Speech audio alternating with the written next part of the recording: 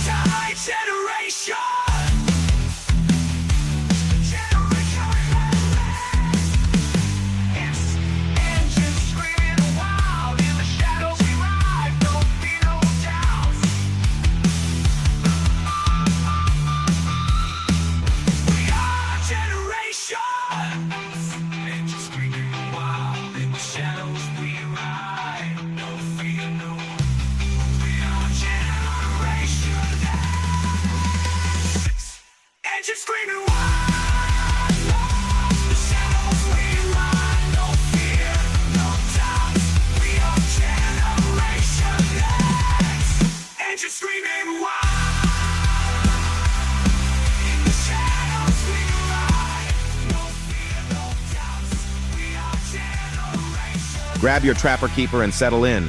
Welcome our hosts with the mostest rebel Gunny and our very own Gen Z, Celeste, as they crack open a cold Jolt Cola and some Milk Duds to give you their take on the events around this spinning ball of chaos.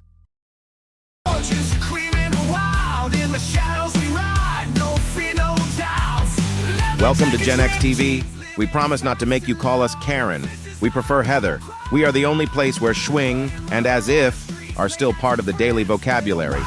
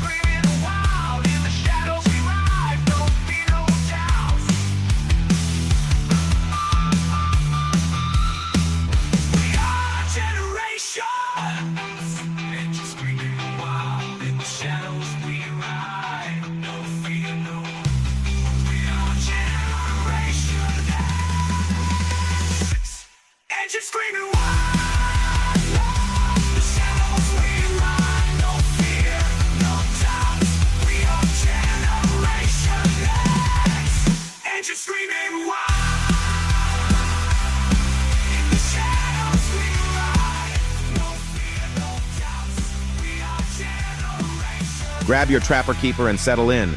Welcome our hosts with the mostest rebel Gunny and our very own Gen Z, Celeste, as they crack open a cold Jolt Cola and some Milk Duds to give you their take on the events around this spinning ball of chaos.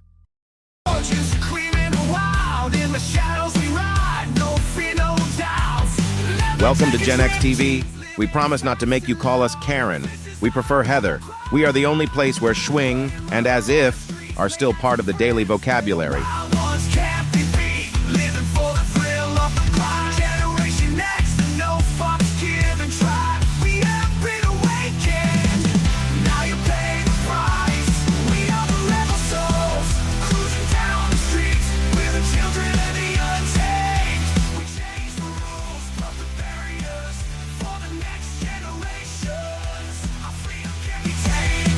We are the forgotten ones, the ones who learn life the hard way.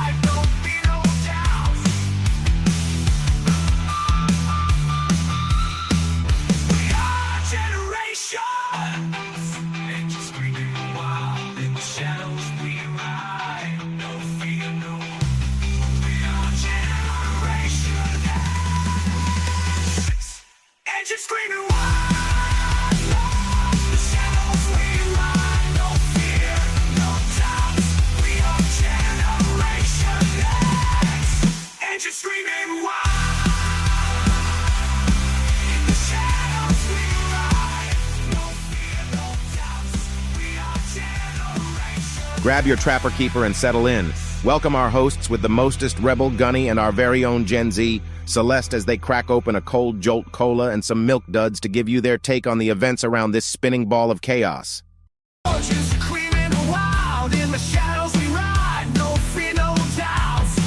Welcome to Gen X TV. Hey, ladies and gentlemen, how y'all doing? Welcome on X, welcome on Kick, Rumble, and we are also live on Twitch. So if you guys are on Twitch, X, Kick, or Rumble, how you doing? Welcome to Wednesday night. My name is Rebel. We got my good buddy Gun over to whatever side is on the left of me, right of me, the dude doing thumbs up. And we have a very special guest host tonight. You guys all know him as the awesomest drummer on Kick, Mr. ChavezFlexingtn. Yo, what's going on, everybody? Good to see you. Hello. Thanks for having me, man.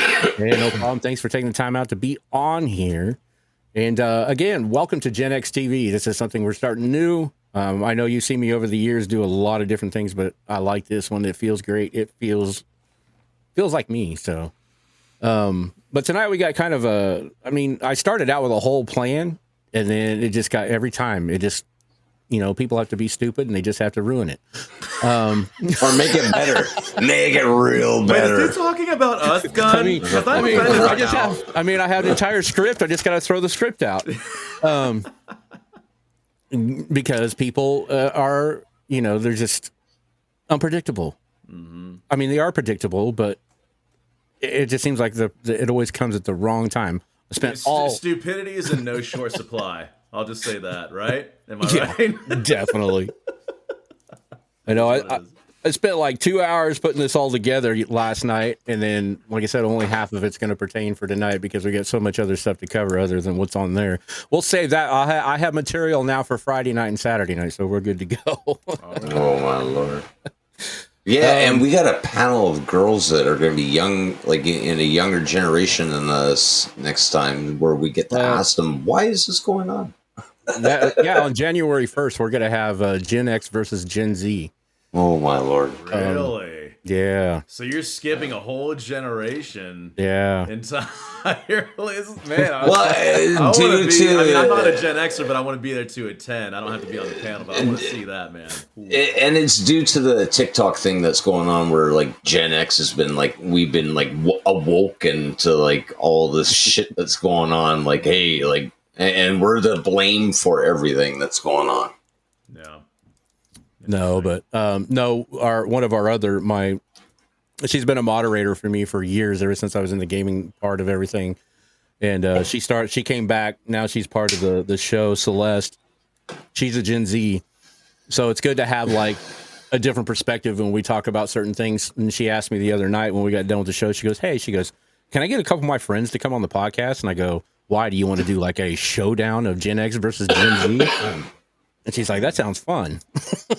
We'll trick them with cursive, and they'll just talk abbreviations to us and have no fucking clue. What is that? Hieroglyphics? I mean, I don't even know what that word means, but I just said it. I mean, is that what it is? I don't even know. God. They'll get us with emojis. We'll be confused at the emojis. We invented emojis. What are you talking about? Yeah. We didn't make it a language, though. We thought they're pictures. Hey, like, I'm happy. I mean, y'all can be the judge of that in the chats. If who was the that's a good thing for you. Everybody in the chat on X and Kick and Twitch and all those places. Who was the inventor of the emoji? Or emoji language? It was a good conversation for you. It was some dude that looked at punctuation. It was some dude that looked at punctuation and was like, "Hey, that looks a smiley face." Hey, that looks like a sideways guy winking. That's how it started. Yeah. But tonight we got kind of like I said, everything just. I mean, it kind of some of the main focus still stayed in play, but there was some other things that fell into play over the last few hours that have changed the aspect of tonight's show up. And I'm really glad we have Chavez here with us tonight, because I know he's got a lot to say about these subjects too. But I mean, the main one to get it all kicked off was, I mean, I've always felt this way ever since I've been in the space 7.5 years now. I started out as a gamer on Mixer, when Mixer shut down, went to Twitch, always try to find my place until finally I said, the hell with it. I'm done with gaming and went into podcasting and this kind of stuff. And I love this. This is where I feel like I belong. So, but I think as influencers, we're going to be talking about influencers, that if they have too much control, over what as Gen Xers or even millennials, because the millennials even, we came up with Michael Jordan, we came up with, all these names that came up into space talking about, they're trying to sell a product, but they were also just entertainers. They didn't push their values. They didn't push anything else. They went in, sold the product. They went home. They went and done their, whatever they did. But now you're seeing all these different entertainers, athletes, and everything else coming into the space trying to push either their political values or their religious values or just some bullshit I think they pull up off the ground and sit there and say, hey, look at me. This is what you need to do.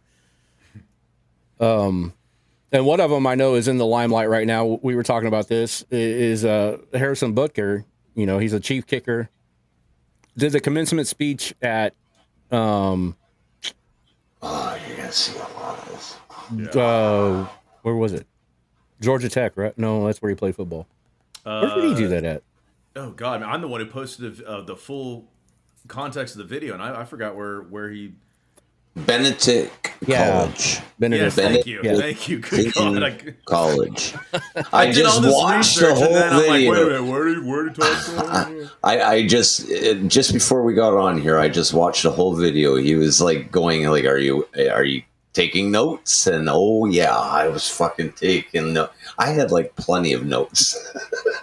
My wife just came in. She goes, "It's Benedict College." She just saved the day. Tell her. Yeah.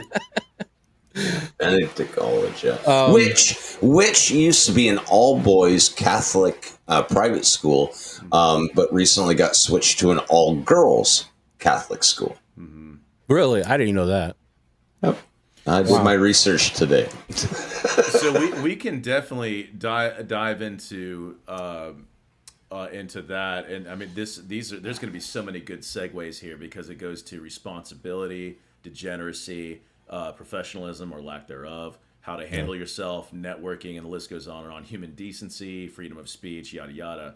But I'll tell you right off the bat, above all things, and I what you guys don't know, for those of you who are just joining us, we talked very briefly. All three of us talked very briefly backstage before we went live. And I'll just very briefly tell you my stance overall. I want to introduce my deeper levels of my psyche so that consistency you will see, hopefully, for as long as you follow me or look at me or whatever. But very simply put, I look at things in black and white. I'm very one way or the other. I work well with absolutes. I don't like gray. I don't like in the middle. I don't like the kinda, the sorta, the perhaps, the maybe, the we'll see. I don't like the within reason. I don't like the compromises. I'm all or I'm nothing, up or down, whatever the case may be. And to take that a step further, if we do dabble a little bit in politics, I think there's corruption everywhere. I don't label myself as a conservative, a Republican, a Democrat, a liberal, an independent, a libertarian. None of that. I'm a patriot who loves his country. Men, okay, fought and died for these freedoms, and it's the most overly abused and underappreciated thing ever. It's a disgrace, I think. So I am all for helping and developing human beings. I love to nurture the human spirit. I do believe in morality, and so on and so forth. So I just wanted to come out bold right out of the gate swinging because I want everybody to know where I stand personally. And this is not a one-way street. I encourage accountability. I will give it, and I expect to receive it as well.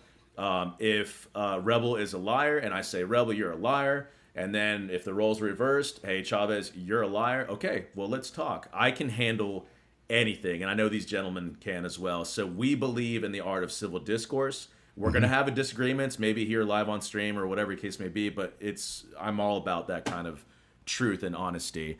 So anyway, I just wanted to open up with saying that, but I'm going to make a very brief, simple comment about what his speech and whatnot. It was very.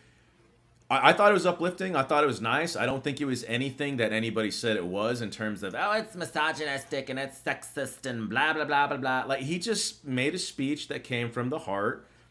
He touched up on faith. He touched up on what he believes a man should be. He touched up on what he believes a woman should be. Some people would say, well, that's a little too invasive. To each their own. Your opinion is your own. But as a whole, I don't think it was anything aggressive. I don't think it was.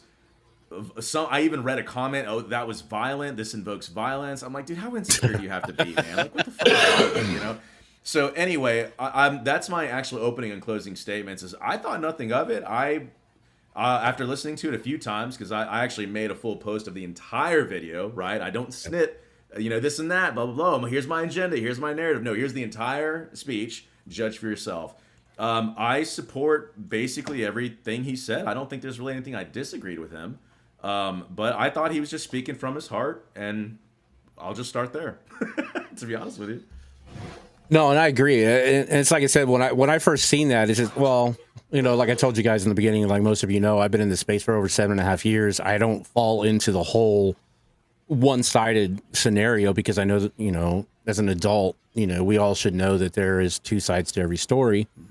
Mm-hmm. This is something that if you were, I'm not trying, I don't want to come across negative to anybody, but if you were raised in a environment to where you don't see black and, just like Chavez says, you don't see black or white, you don't see anything else. You look at people's character over anything else, and that's where I stand. People call me conservative. People call me, racist. I've been called everything, ever since this whole movement has gone on with the whole, different things.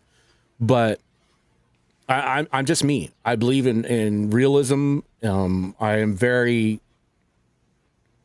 research focused. I have to research everything before I make any type of a comment on it. There's sometimes I might comment off the fly, and I'm not gonna lie, just for engagement on Twitter, just because I feel froggy that day. But for the most part, that's one thing I say. When he posted this online, and I seen everybody else posting that one little clip, that one little snippet, and that's all it takes nowadays. Yep. And it's really sad that people it's just like, I'm going to put it out there. They're lazy. They don't want to go back. They don't want to look and find the whole meaning behind what happened, and I did the same thing because I saw it in a flash, and my very first instinct was, it's like, oh my God, yeah, it is. And then it's like, wait a minute. So I went back and watched the whole video, and it's like, oh no, he's just being legit. He's being honest. He's being real. Mm-hmm. And the fact is, that people can't take that. That's just it. Yeah. People can't take people being real because they're not used to it. Yeah. The last 6 years, maybe? Well, you said it yourself, man. People want to be spoon-fed, like everything. You hit the nail right on the head. They're freaking lazy, man. They are absolutely lazy. The idea of the shock and awe. Okay, let me back up. The attention getter, right? Yeah. The first handful of seconds, right? These editors, these people who are clout chasing, the people who are all about the drama, blah blah blah. They know what they're doing, right? They're feeding into the human emotion. They're feeding into the irrational decision making of, oh, he said that, or that happened, or she said, or whatever the case may be. But the thing is that let's be honest. All of us, it gets our attention, right? But it's what you do with that information, to your point. It's like, okay, well, this is what I saw. This is what I heard. But am I going to take this at face value like so many sheep do? The sheeple, right? The people who just get in line. Or are we going to actually ask the right questions? Okay, well, where was he? What did he mean? What was his context? What was happening? Blah, blah, blah, and so on and so forth. And that's the problem, or that's what people should be doing. But that therein also lies the problem, is that so many people just don't want to do that. They take everything at face value. And then my personal favorite, they take it personally. They make it about them because that's the great lie of selfishness. It's a freaking disease that so many people are infected with, which stems from the core root of all evil, which is called pride. It excuses and justifies every action of wrongdoing. You know, oh, I want what he has. Okay, that's jealousy, pride. It can all tie back to pride.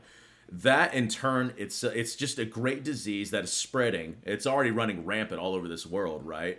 But these people back themselves into a corner. They're insecure. They take things personally. They make it about themselves, and what's worse is that then from there on, they make it public. They make it public to try to gain even more attention or impressions or whatever the case may be, or follows or likes or blah, blah, blah. And therein is the vicious cycle that so many of us are caught in the middle of.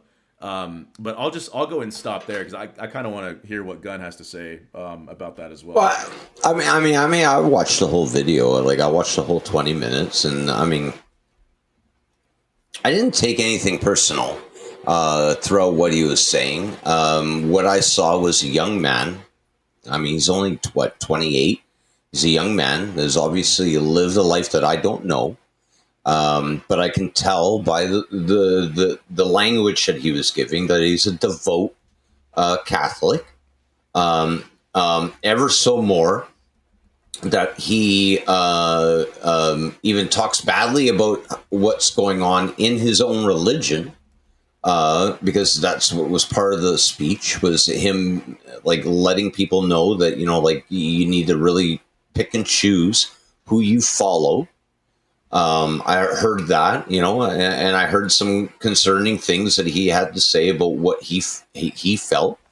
Do I agree with his stances? Of course, I don't agree with a lot of the stances he was saying, only because I felt like, to me, as a person that's like read the Bible and been baptized Mennonite through a religion, been shunned because of the divorce, where they literally got me to get baptized Mennonite, and then when me and my wife divorced, they were like excommunicated me. Basically, told me that, you know, like, well, here, we're going to give you the Holy Spirit, but the marriage didn't work, so we're going to take the Holy Spirit back right now.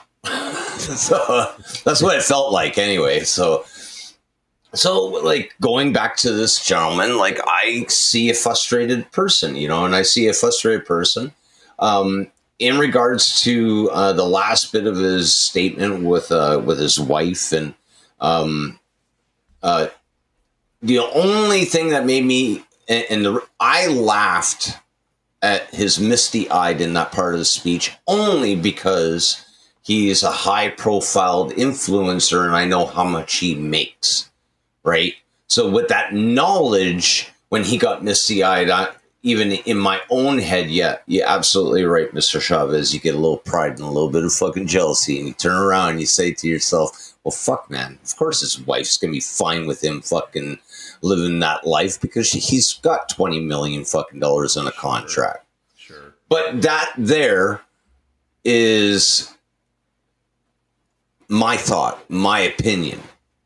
Putting it on Twitter and being all upset about what he had to say, he's lived that life. Like, he's been brought up that way. He's read the Bible, obviously. He refers to the Old Testament.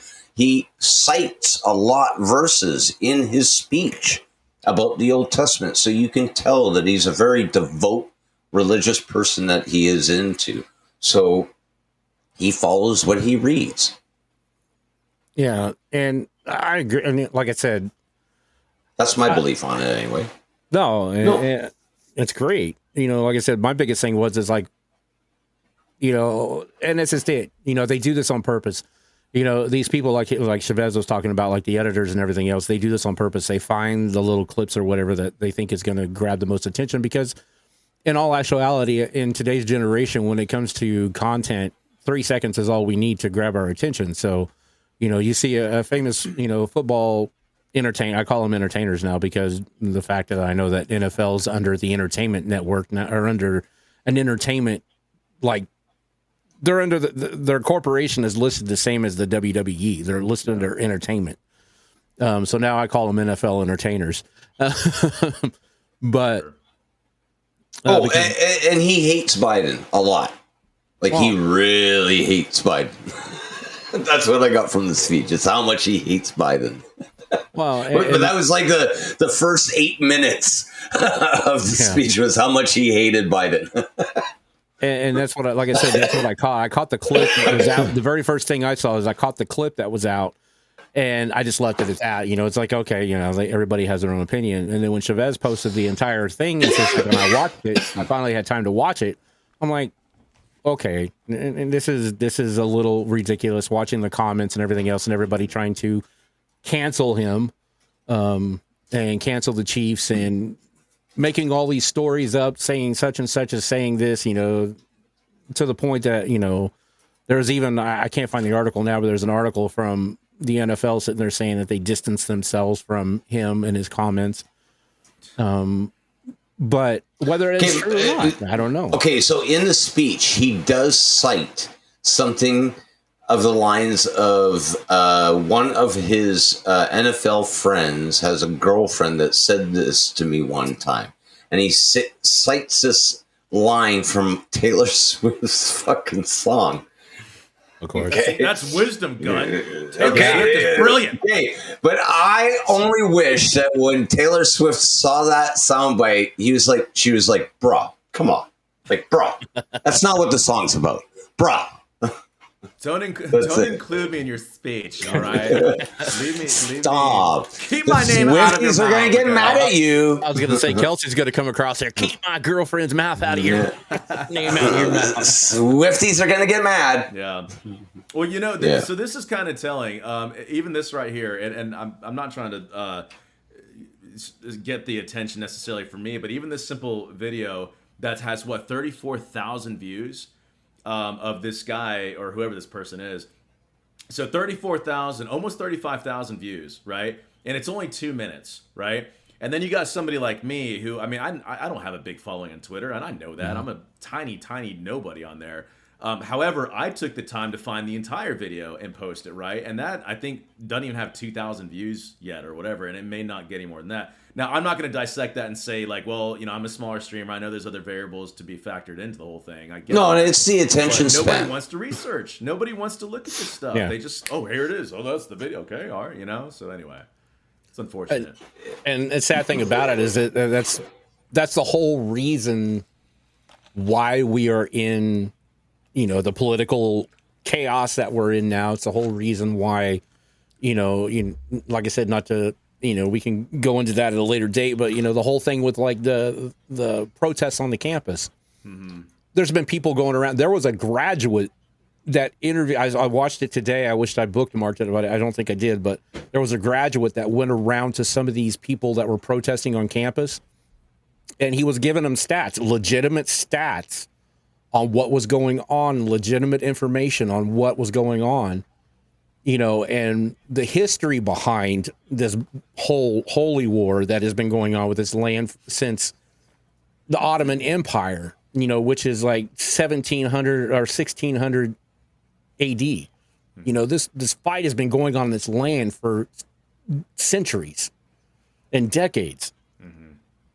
And he was like throwing out all these things, and people were like, oh, no, we didn't know that. It's just like, you're lazy. You're jumping on a bandwagon that is costing your reputation, that is costing your college education, costing you a chance of ever getting a job anywhere, because that's the way the world works nowadays.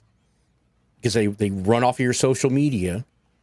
And if you want a decent paying job, your picture's plastered all over social media being a part of this conflict. Mm-hmm. And it ruins it. And and these kids are not understanding it. That's what's so sad about that whole thing. Yeah, and there's our tax dollars at work. That's our future. That's our future right there, man. And that in turn is also so. It's really disheartening, man. I think we live in a time now where it's unfortunately got to get worse before it gets better. I want people to educate themselves. Like, to your point, I actually saw a similar video. It might have even been the same one. I mean, there's so many freaking protests everywhere at this point. I can't keep up with this crap. However, I saw a similar video, or 3 or 4 different ones actually in a row, where the logic, or the reasoners, the common sensors as I call them, went out to these campuses and just asked them a handful of questions. And basically, the short version is that they had no idea what they were even protesting about. Yeah. It's like, how in the world can you call to arms on something and speak such terrible, terrible things, and all you're doing is just mimicking what you hear from other people. Like, that's just so sad, which goes into even now, like what's happening on Kick, and I'm not trying to segue into that. I don't want to. It's your show, but I'm just using it as an example.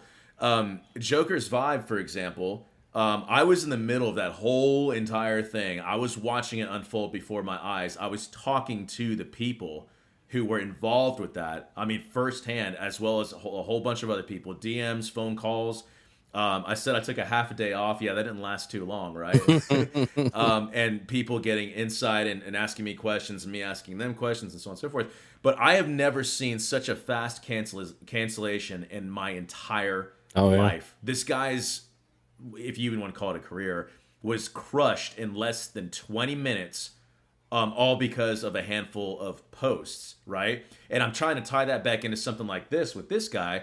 Like, whether you agree with them or not, to each their own, that's fine. I mean, you have your opinion. Anybody can have it. But do I think that we need to go after this guy because I wholeheartedly disagree with him or something that he said? Like, I just don't think that's right. You know, it's one thing to, we talk about hate speech and a few other things and so on and so forth. And I mean, I don't condone any of that. But at the same time, if we're going to say something, right? Because words have meaning, right? Say what you mean, mean what you say, right? Why don't we just, well, not we, but the people saying it, why don't we just hold them accountable to that, right? And ask them questions. What did you mean? What, blah, blah, blah. When you said this or whatever. And some people would have a really loose defense and saying, oh, nobody's got time for that. Nobody's got time for that. Well, somebody's got to make time for it, because if they're getting canceled over it and they're losing their contracts and they're getting shut down and they're losing their voice entirely, like, something's got to be said there, and that has nothing to do with politics, but it's the game of politics that I hate. Has nothing to do with Republican or Democrat, but the game of politics. That's what I freaking can't stand. So anyway.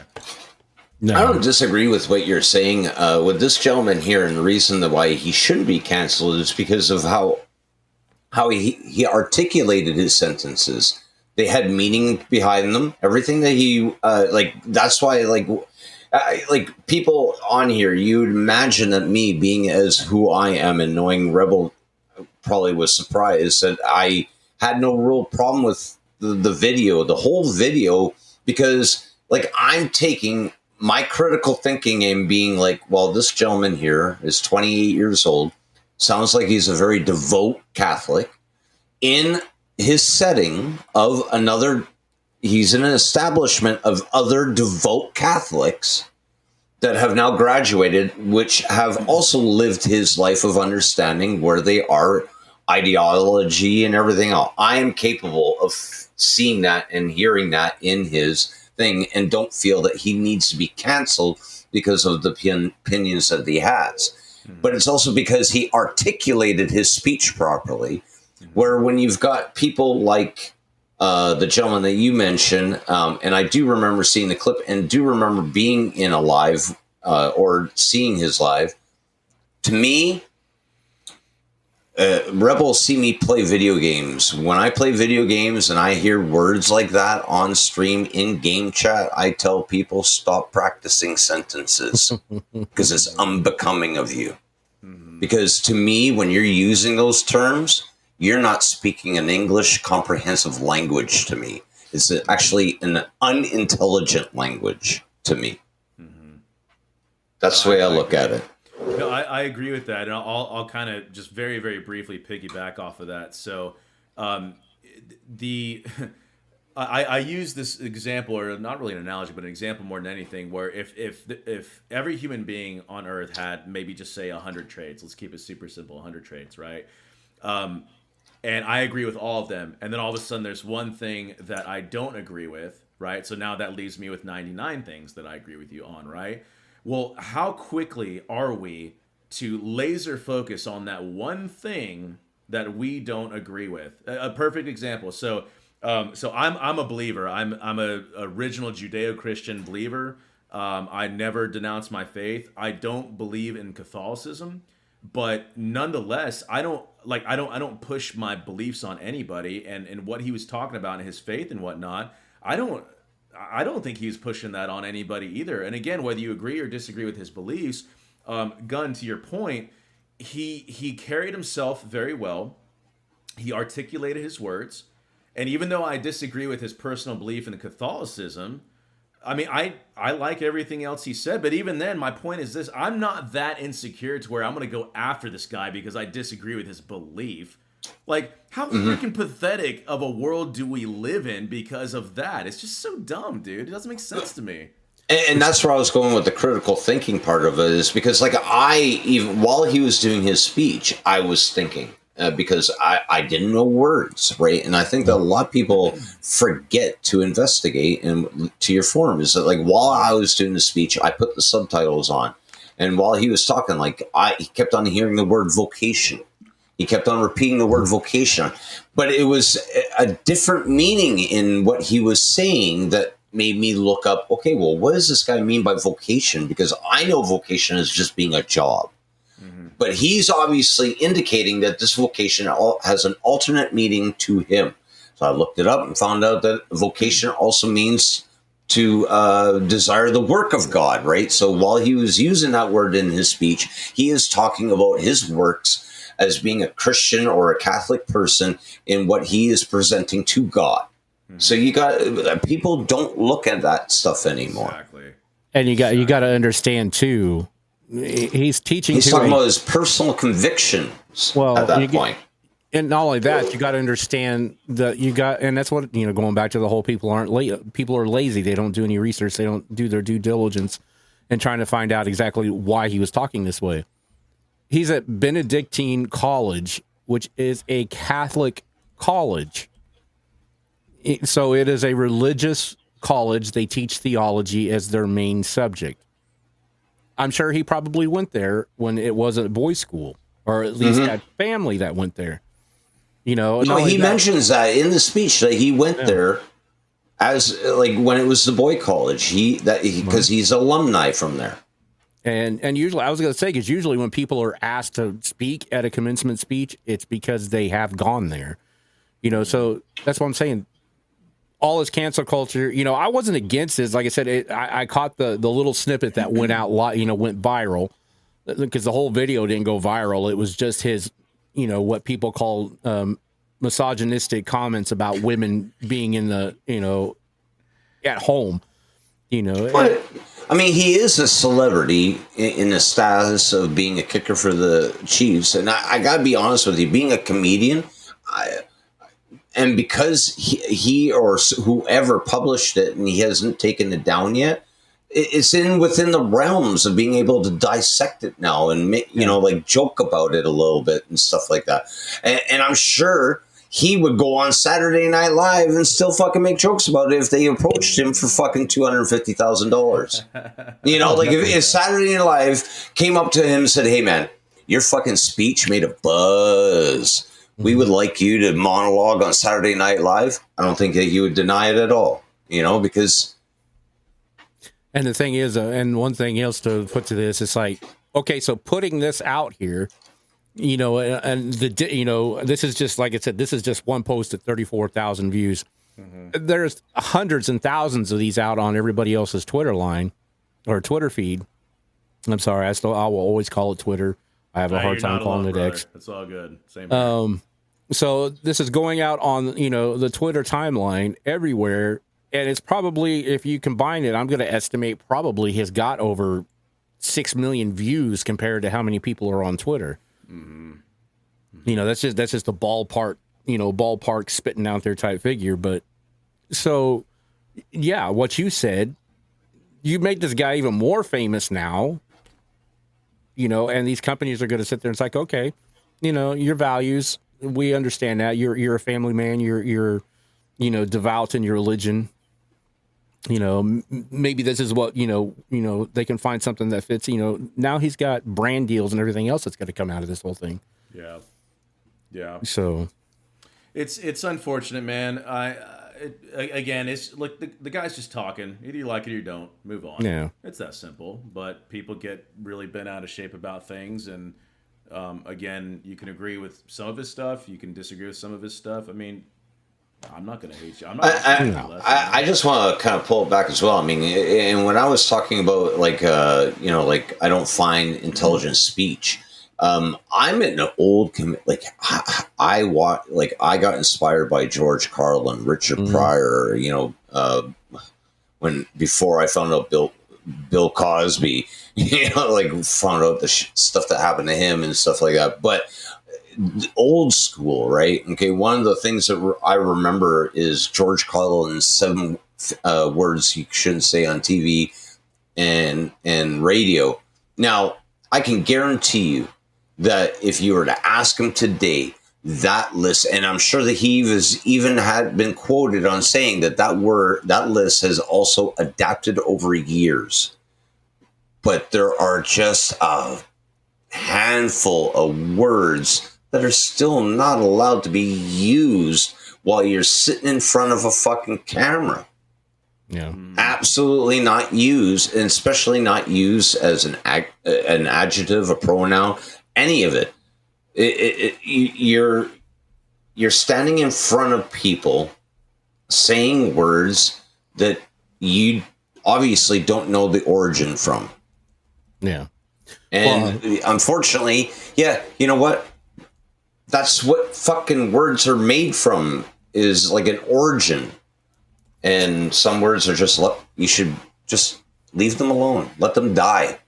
Let them die where they need to die. And that's kind of why I wanted to lead off with him, because of the fact of, what he did as an influencer. Because if you're in the limelight and if you have enough of a following, like entertainer, social media presence and everything else, you are an influence. I don't care what form of entertainment you're in, whether it's movies, sports, streaming, you're still an influencer because you influence those around you. Now, what he did, this was predominantly made for the kid sitting in front of him, not for the entire world. Right. Yeah. That's why I got no problem with it, is because it was in that setting of where he was. So, of course, that's a speech that's going to come from his mouth in front of these people because he's lived his life there. He's done his schooling there. I got no problem with what he said. I don't find it offensive. No, he said the main reason why I pulled him up, talking about him, was the fact that cancel culture is so, they're like a rabid wolf. They want to lunge and attack right away as soon as they hear a hint of. When it comes to influencers, what was his name again?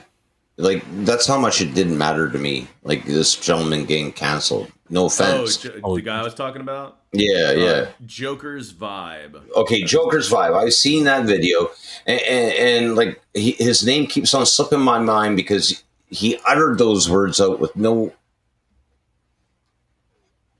articulation of what. There was no reason, or he was upset that. Look, you know what? There's a young gentleman of the name of, I think his name is Sketch, right? The one that came up with the "What's up, brother?" Oh, yeah, no, I know you're talking. And you hear, and you hear him say, "If you use the word, I can use the word." Guess what? He never fucking does. He never uses the word. He may say that he's going to use the word because you're giving him granted permission because you're saying the word. But even that kid is smart enough to know, marketing-wise, that if he were to utter that fucking word, he ain't gonna dude. What I get upset about being on Kick is that while I'm on Kick, to me it's like I'm in a big mall, and in that big mall, I've got My Gun Is Huge up on the marquee above my store.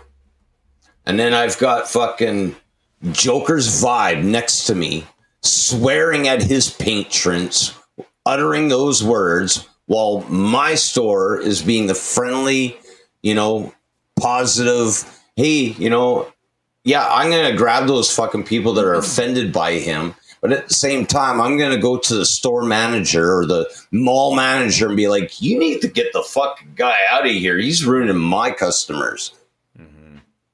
Because it's under my name.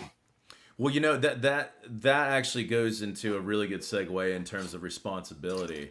I think so. Something Rebel was talking about was the I lost my train of thought. Influencer, the word influencer. So to really, this is going to sound so cheesy, but I believe every human being on earth is an influencer. I really do, and that can influence just one person, right?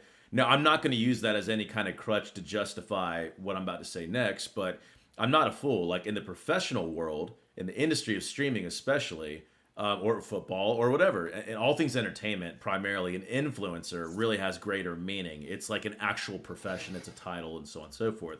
So I think there is a stark contrast difference between the two, and those differences are very, very dynamic, but I think they're very real. What I'm getting at, though, is I think so many people, influencers, they don't take responsibility, and they should. I think they absolutely should. I don't care, man. You know, I say, how many times have you guys heard, oh, man, I'll do what I want. I don't give a fuck what anybody says. I'll do whatever. It's like, that's the problem, kid. That's the problem. And all you're doing is you're adding more noise to the pre-existing loud megaphone crap of I'll do what I want, I'll say what I want, blah, blah, blah, blah, blah, blah. And I'll tell you right now, I mean, you guys know, gentlemen, that does not fly in the real world. You cannot say whatever you want, and you cannot do whatever you want. And then some of these freaking degenerate people are so hung up on themselves that they actually even think they're above the law.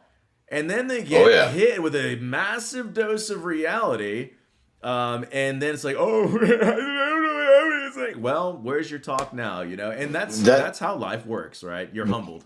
That's happening up here in Canada a lot. So what's happening in regards to influence? What's happening is that on TikTok and Instagram, a lot of Canadians are seeing these Americans going through what they go through with like a traffic stop or stuff like that, where they are able, by your guys' laws, be able with your constitution to be able to question why the police officer is stopping you, because you guys got a constitution that enables you to be able to be inquiring those questions before being detained for whatever the cop is wanting to detain you. And it's almost doing like a CSI. Remember the good old CSI effect? Remember when people were watching CSI and they thought that the DNA and everything that was going on, right, that they could solve a murder that quickly, right? Well, that's what's going on right now with the law up here in Canada, is where these young kids are thinking that they can go up to an RCMP and be like, when the RCMP walks up to his window and says, "Can I see your driver's and registration?" Guess what? Ladies and gentlemen, we live in Canada. That is his right to do that. And we, by law, have to obey it. So this myth that you can be like, oh, you know, like, I don't need to show you my license, but can I have your badge number and wait for a supervisor because you're like infringing on my liberal rights? No, he's not. He's doing his fucking job up here in Canada. Yeah. And it's becoming an epidemic of like dumb, like kids. Critical thinking requires investigation, which means that you should know your laws. What was it a couple of days ago? What was his name there? Fucking guy got arrested. Leon? Somalia. Oh, Johnny Somalia. Oh, man, you deserve it, man. You're lucky you're not in a country that fucking does caning, because up here in Canada, we had an individual that got arrested in China for hitting a woman, a hit and run. And he got 50 slashes with a bamboo cane. And the Canadian government went, guess what?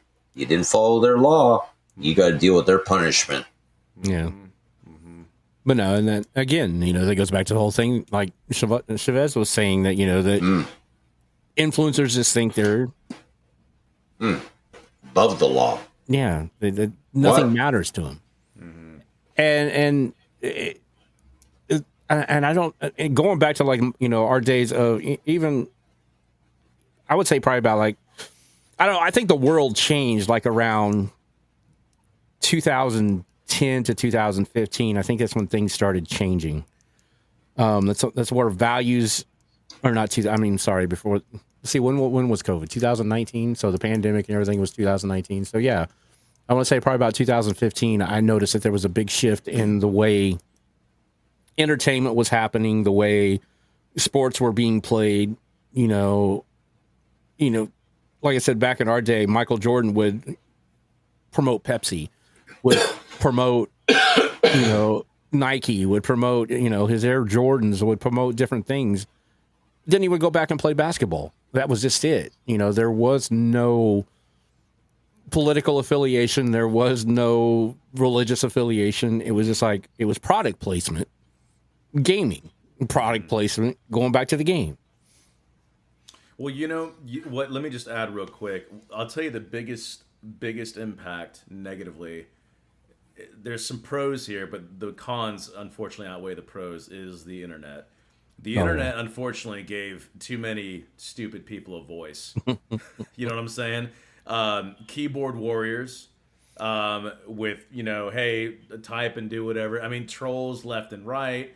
And so on and so forth. Like back then, even then, Michael Jordan's days, it was just, I mean, sure, there's TV, and I mean, I think dial-up was, God, the dial-up was like 2000. Well, 90. No, it would have been like 96. I can remember 96. Was no, dial-up. that sounds about right. And to be clear and to be specific, yeah. like that's when it really started taking off. I mean, dial-up was actually technically around since the 60s, really. Yeah. But it just was never like commercialized and residential. In late 80s is when they started bringing up where you had like this big apparatus, and then you would take your rotary dial phone and you would put it into the apparatus, and then it would dial, and then use that sound that was hearing from the receiver. It was really like cutting edge. I mean, but my point in saying that though is that the information in general was again, this could be looked at as a bad thing, but I kind of actually look at it as almost a good thing. But information was actually really kind of limited. All you had was the news, which is just a talking freaking TV anyway. And all of us who had half a brain were like, all right, well, that's a lie. That's a lie. That's a lie. Okay, that's a little bit of truth. Well, that's a lie. And so on and so forth, right? But we could still do our own research to a certain degree. But the internet and the digital age in general just started blowing up. And with that, it started off great. And then stupid things started happening, as all humans do. We destroy ourselves and we destroy the tools that were so freely given to us, which can be traced all the way back even to the freedoms of our forefathers and people that fought and died, and the list goes on. I'm not going to go down that road, but my point is that it's so sad to see, again, back to responsibility. That's the kind of point I want to come back to. Is I personally, I'm not a big streamer. I don't consider myself a massive streamer or whatever, but I am growing and I'm getting bigger and bigger influence. I'm making connections. I'm networking. This is my career. This is my job. This is my well-being. Married, 2 kids. This is my job. So I do want to gain more traction. I do want to get popularity in that sense because I need to make money. Number one priority, my family. Number 2, my flexers, my brothers and sisters. And that includes you, gentlemen. I want to help any way that I can. But in order to do so, I take this very seriously. I really do. And I know that, say, on certain platforms, I represent... let me back up. I take responsibility for my own personal reactions, and I'm using the platforms to my own benefit. I don't represent the platform, and the platform doesn't represent me. I don't look at it like that. But my point is this. I'm not going to promote any kind of degeneracy. I'm going to have bad days. I'm going to say stuff that I regret. Absolutely. But you know what? I'm going to freaking man up to it and say, you know what, guys? I was wrong. And if I get canceled because of it, I mean, I'll wear it with a badge of honor. I really will. Like, if all I can do is apologize, and it's going to happen. But again, my point is that I'm very, very strategic. I'm very meticulous and precise with all the things I say and do to the best of my ability. And I take responsibility for my own personal actions. And so many content creators, streamers, and influencers celebrities, they coming back to our major point. Oh, I can do whatever I want. I can say whatever I want. I have the greatest power ever, or whatever. And that just, it's a rinse and repeat vicious cycle that impacts a younger generation to say, oh, that person is doing that. I can do that too. Okay. Yeah. And then so on and so forth. So I'll stop there because I'm so passionate about No, this. and that's true, because that goes back to the whole conversation that you and Joker and everybody else has been having. You know, we've had it here several times about Vidali. You know, some of the content that he produces. You know, great. You're trying to get this trash off the streets. 100%, I'm for that. But you're not getting them off the street. You know, and now with your influence, because you have 55,000 viewers per stream. I mean, you can't do this shit. You can't do what he does on YouTube. YouTube won't allow it. Yeah. Twitch won't allow it. Kick is the only place right now that's allowing it. For now. Yeah, for now. I mean, you even okay. So I said this in the stream when that young man, that beautiful-minded young man, decided to call you a science teacher. Oh God! I was in that stream, and all I gotta say is, like, my thoughts on that was, you look more like a phys ed teacher, first of all. You know, Let's get the insult right first of all. Okay. Not a science. He's got shorts on usually. He's got a cut-off sweater. You know he's got a dodgeball in his hand talking. Come on. Anyway, so with that being said, that young dude, man, like, I am a type of person, I'm going to go off of... He's a thug. Okay, but I go off of what you first say to me. And when he first walked into that channel, he said it was all staged. Done deal, man. And then you're trying to convince me that, no, it's not staged. Well, you've already ruined that by establishing the bridge between my understanding by saying that it was staged. But first showing the proof that it's staged by calling somebody on the phone and saying, hey, is it staged? And the guy going, yeah, it's staged. And then turning around going, oh, I was just playing with you. Well, in my old brain, no, you're telling the fucking truth. It's fucking staged. Yeah. And then when people start calling on you about it, and then you're pulling out, like up here in Canada, first of all, it's against the law to fucking show weapons. First of all, I know that weapon that he showed is banned in fucking wherever he was, because Justin Douche Canoe Trudeau has been doing that with handguns because of the fucking shit that's going on in the US right now. So showing your handgun and saying that you're a thug, it shows that you don't have critical thinking, sir. You know, that's one of the conversations we had when we started talking about this on here is, you know, we go back to the days of Jackass, you know, and I mean that's where these kids are getting from. I'm sorry, that's where man. Fucking Steve-O, man. Seriously, you guys ruin things a little bit. The one thing they don't understand is these people only did it to themselves. They just hurt themselves. They didn't, you know, if it came down to, like, they made sure everybody was out of the public view or the public realm of being injured. They were just injuring themselves. They were doing everything they did on their shows to do to themselves. I said this. Yeah, I said this with Vitali's thing. Like, I get what he's trying to do. I think it's a I was going to say noble, but I'm going to change that word. I retract that word. It's not a noble thing. I get what he's trying to do. But I think that he needs to do it in the aspect of, look, tag these people for weeks. Get all the transcripts showing that this dude is actively doing this stuff. Then go to the police with all that, report him, and with all that evidence, then ask them, can we tag along while you arrest this individual?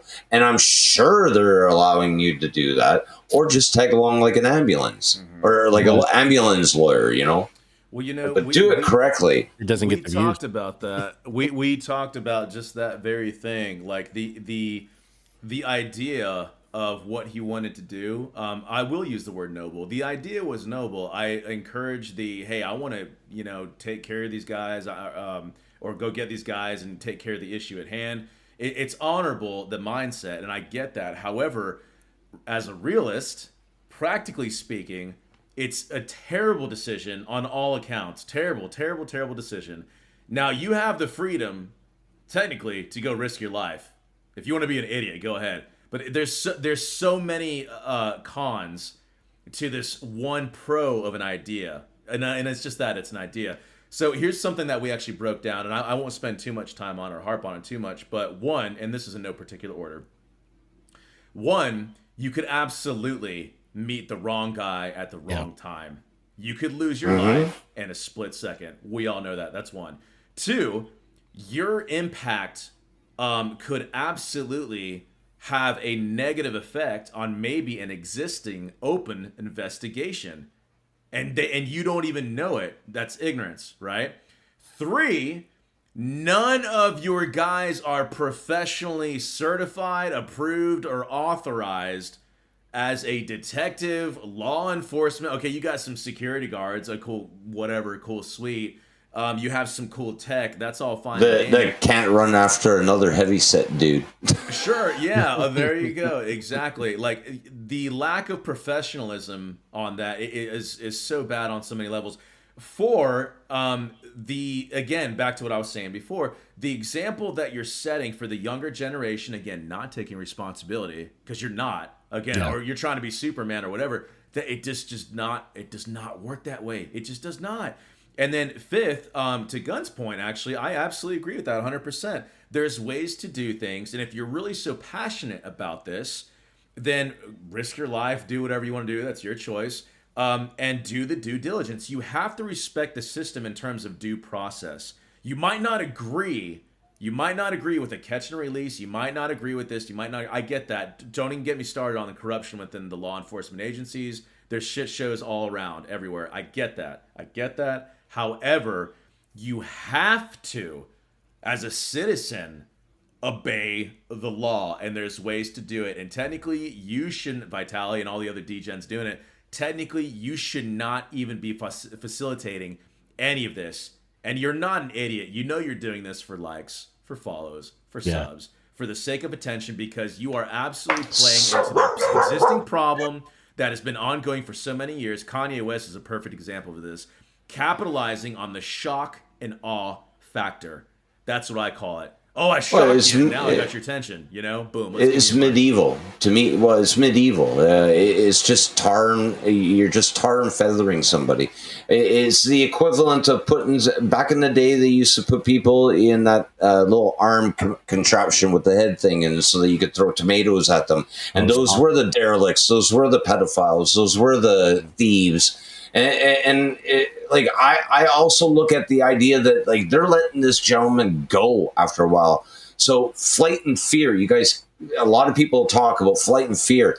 This gentleman now is either going to be fearful for his life or he is going to be really angry. There's that alternative where he is going to be, the cops aren't going to get involved in me because you guys came over here and made it well aware. And they're going to be like, okay, well, like this guy got harassed by these individuals. Yeah. We need to protect this individual now, which leaves him to be able to do what he wants at that point. Mm-hmm. Yeah. We see that up here in Canada a lot. I mean, you got to remember, I live in the province where an individual decapitated a young man on a grade school bus, went to court to go to see justice, got off because he was criminally insane, and now lives in the same city as me, scot-free, not in the Salem Asylum or anything. He's on meds. It's got a name change, but he's scot-free. So the fact remains is that, like, what damage are you guys causing by doing that tar and feathering thing other than views? That's all it is. You're going to have to put that stupid thing up. His camera froze. No, that's a good picture. I love the pictures when he's so angry, man. I usually clip them and use them for later on, but actually that's a good scene. I've got to clip that one. Sorry, I have to clip that one real quick. No, you're good. In fact, while you're doing that, I'm going to say just very, very briefly to piggyback off of what Gunn is saying. The other thing is that, so again, these guys could be absolutely negatively impacting any kind of investigation, right? Yeah. I already touched up on that. Well, even if there was any kind of evidence or solid evidence or whatever the case may be, even the DAs and the powers that be probably won't even take that on because they don't want to be like, dude, I don't know what all you've actually done. I don't want to. We can't convict somebody and put them in jail based off of a vigilante who's, running his own show, trying to get and streaming it. Like, dude, you guys aren't detectives, man. Like, okay, show me what you have, and maybe we can work with something. But most people, most DAs, and again, the powers that be, will most likely not actually involve themselves in an existing case that a streamer created. Look at LA. LA. It's not valid. It's not going to hold up in court most of the time. I don't disagree with you. I don't. Look at Los Angeles. Los Angeles did exactly that. Mm-hmm. Like, I don't disagree with what you're talking about. It's like the whole cops mentality where, like, people, like, when you watch Cops, right, that's stuff that cops are doing. That is literally what cops are doing. Now, that's cops going to that scenario and dealing with it. Now, if you got involved with that and the cops show up, everything that you have on your phone at that point is really in court hearsay. Exactly. It really is. It's going to be used as hearsay. The prosecutor could use it as hearsay. The defense, you're totally nullifying everything. Let the cops do their fucking jobs. These people have to register. If they're not registering, great. We talked about this before. These websites should require you to check off whether you've had criminal background. Mm-hmm. It should not stop you from streaming as long as you're able to explain the criminal background or justify it. Like, because I'm sure that there are plenty of ex-convicts on TikTok and everything else that have changed their ways and are good for society and are bringing out a great, bright message to people and influencing in the proper way. But you should have to, like in my old profession, they knew that I had no criminal history. That was the only way I got that job. Well, that goes into the what I keep preaching about ever since I got on this platform, actually, or even before then, even Twitch back in the day when I first started live streaming, is the vetting process, the whole entire vetting process. All of that should, and I agree with you 100% on that statement. I absolutely think that, especially now, again, back to responsibility, back to professionalism, and how many people don't typically know how to do that, and how to conduct yourself and carry yourself. If we really took the time to vet, not necessarily all our streamers, I'm not telling them that they need to do every single one. I get that. But when it comes to verification, say on Kick or partnership or whatever the case may be, it should absolutely be taken a lot more seriously. But now, again, back to the internet age, we've given, like, hey, take it and run with it, people. And that in turn has been a negative snowball leading up to anybody can stream any content at any point in time, at any age. Well, it says you have to be 18 or yeah, that's just a disclaimer, but I mean, what the fuck? They can't enforce that crap at all, right? But that's my point, is that regardless of certain systems that are set in place in terms of like automatic this or an algorithm that catches that or whatever, we still very much need a human touch to vet these people. And I've been preaching this since the beginning. There's certain partners on all platforms that should not be partners. They are bad for business. And I'll use Kick as an example. I'll throw some shade at Kick. I think some of the decisions that they made, collectively they, whoever they are, they made some piss poor decisions. They grabbed the first people they could. They picked up all the degens that got kicked off of Twitch and Facebook and a handful of others. And we're left with that. Those are our people that we're supposed to look up to and be inspired to be. Like, well, come on, what's wrong with that, man? Why don't we? Okay, I'll close with this. I really think if any platform, if any developer or coder actually watches this video, please make this the biggest takeaway of all. And I firmly believe in this. Talk about thinking outside of the box. Every platform has their metrics: CCV, followers, subs, unique chatters. It's some variations across the board with different platforms or whatever. I get that. What if per se, you cut all of that? All of it. All of it. Wait, what do you mean? We got to have some kind of metrics. No, you don't. Think about this. What if instead of metrics that could absolutely be manipulated, every single one of these metrics can be and has been manipulated? Fact. Yep. What if certain platforms actually took the time to hire certain positions, such as talent acquisition, scout, agent of some kind, that actually takes the time, just like the days of old, back in the day, NFL, for example. Hey, let's check out this guy, John Smith, whatever. He's a kicker. Okay, let's see what he can do. Blah blah blah. Oh wow, he's really good. Hey, let's approach this guy. Right. Same thing in the streaming industry and everywhere else for that matter. Let's look at good people. Let's look for the good quality. And Eddie himself said on live stream, we're not just trying to push the big streamers, the small streamers, the medium-sized streamers. We're trying to push the good streamers. Well, I know that's subjective in a point of view, but that's the point. Is like if that role was given to me, dude, I'd be cleaning up so much, man. I was gonna say I'd be cleaning up so much. So I'll just stop there. Gun's got something to say. What you got? Gen X here, putting up his hand for permission.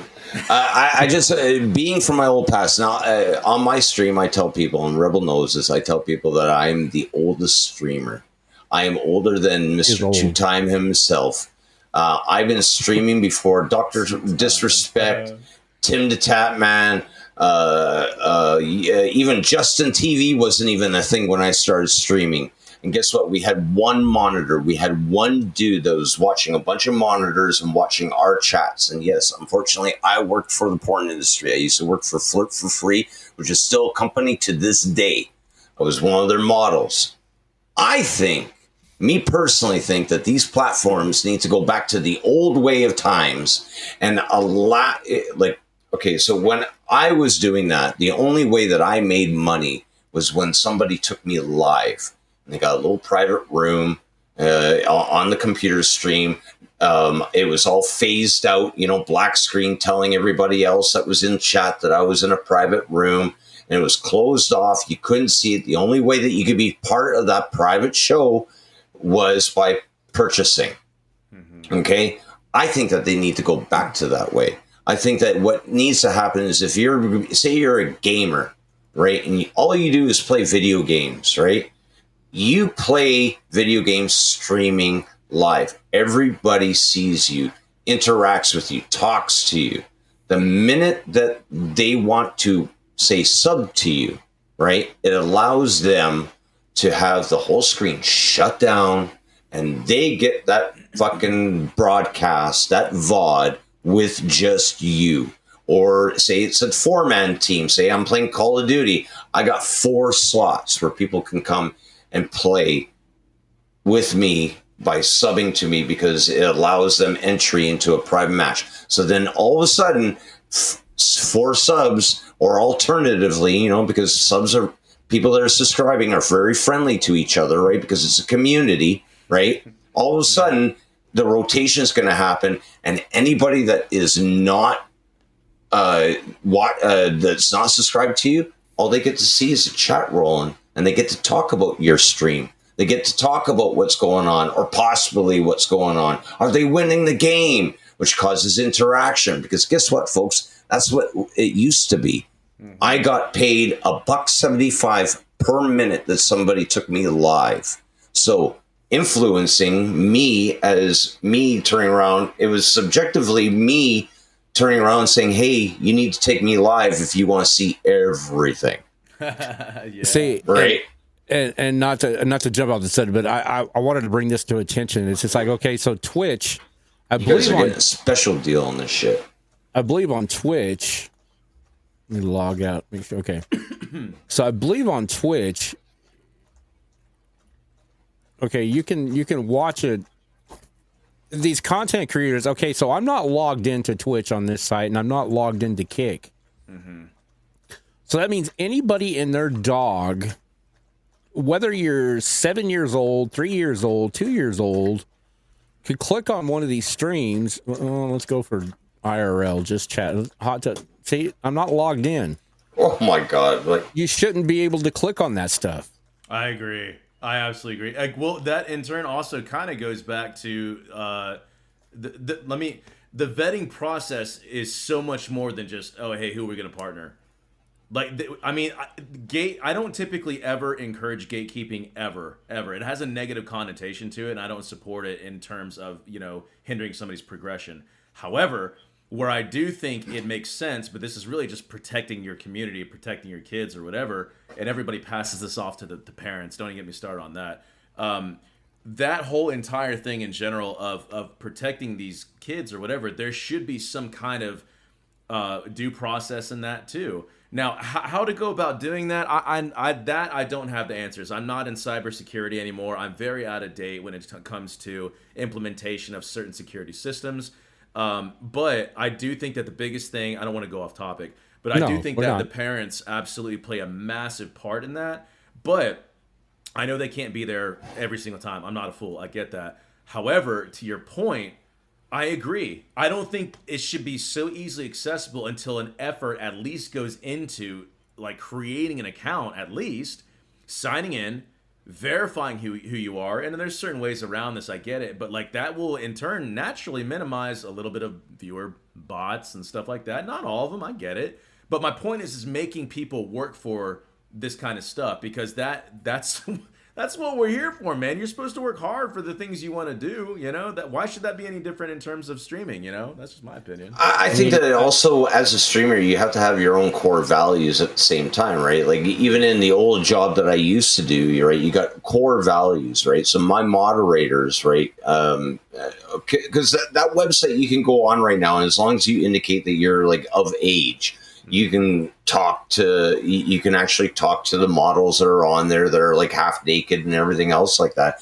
So even to this day, but at the same time, the moderators that are on there are well-trained moderators. They can tell the speech of a child. They can tell the mannerisms by text from a child. Even back when I was doing that, you could tell if you're interacting with an adult to a child. Even to this day, I'm still in tune to that. Now, when it comes to children in my on my stream, I don't encourage it, because simple reason being is that it's just the way that I was brought up, is that there's always a kid's table and there's always an adult table. Now, once in a while, a kid will come to that adult table, and if you're respectful and you're being quiet, you can listen to all the adult jokes that you want. But the minute that you laugh up and say something, guess what? And we notice you're going right back to that kid's table, and respectfully go back to that kid's table. So, and that's the way that I run my things. And that's a personal thing, because I know that I'm a mature speaker. Yeah. I mean, going back to, being able to just click on you don't even have to log in. Yeah, you have to log into chat, but you don't have to log into view. Mm-hmm. Okay, so, I was going to show, but I'm not going to, but I'll just make a point. OnlyFans, you guys can search it out for yourself. Do your own due diligence, because that's one thing that irritates me the most. I'm going to get a little bit off topic.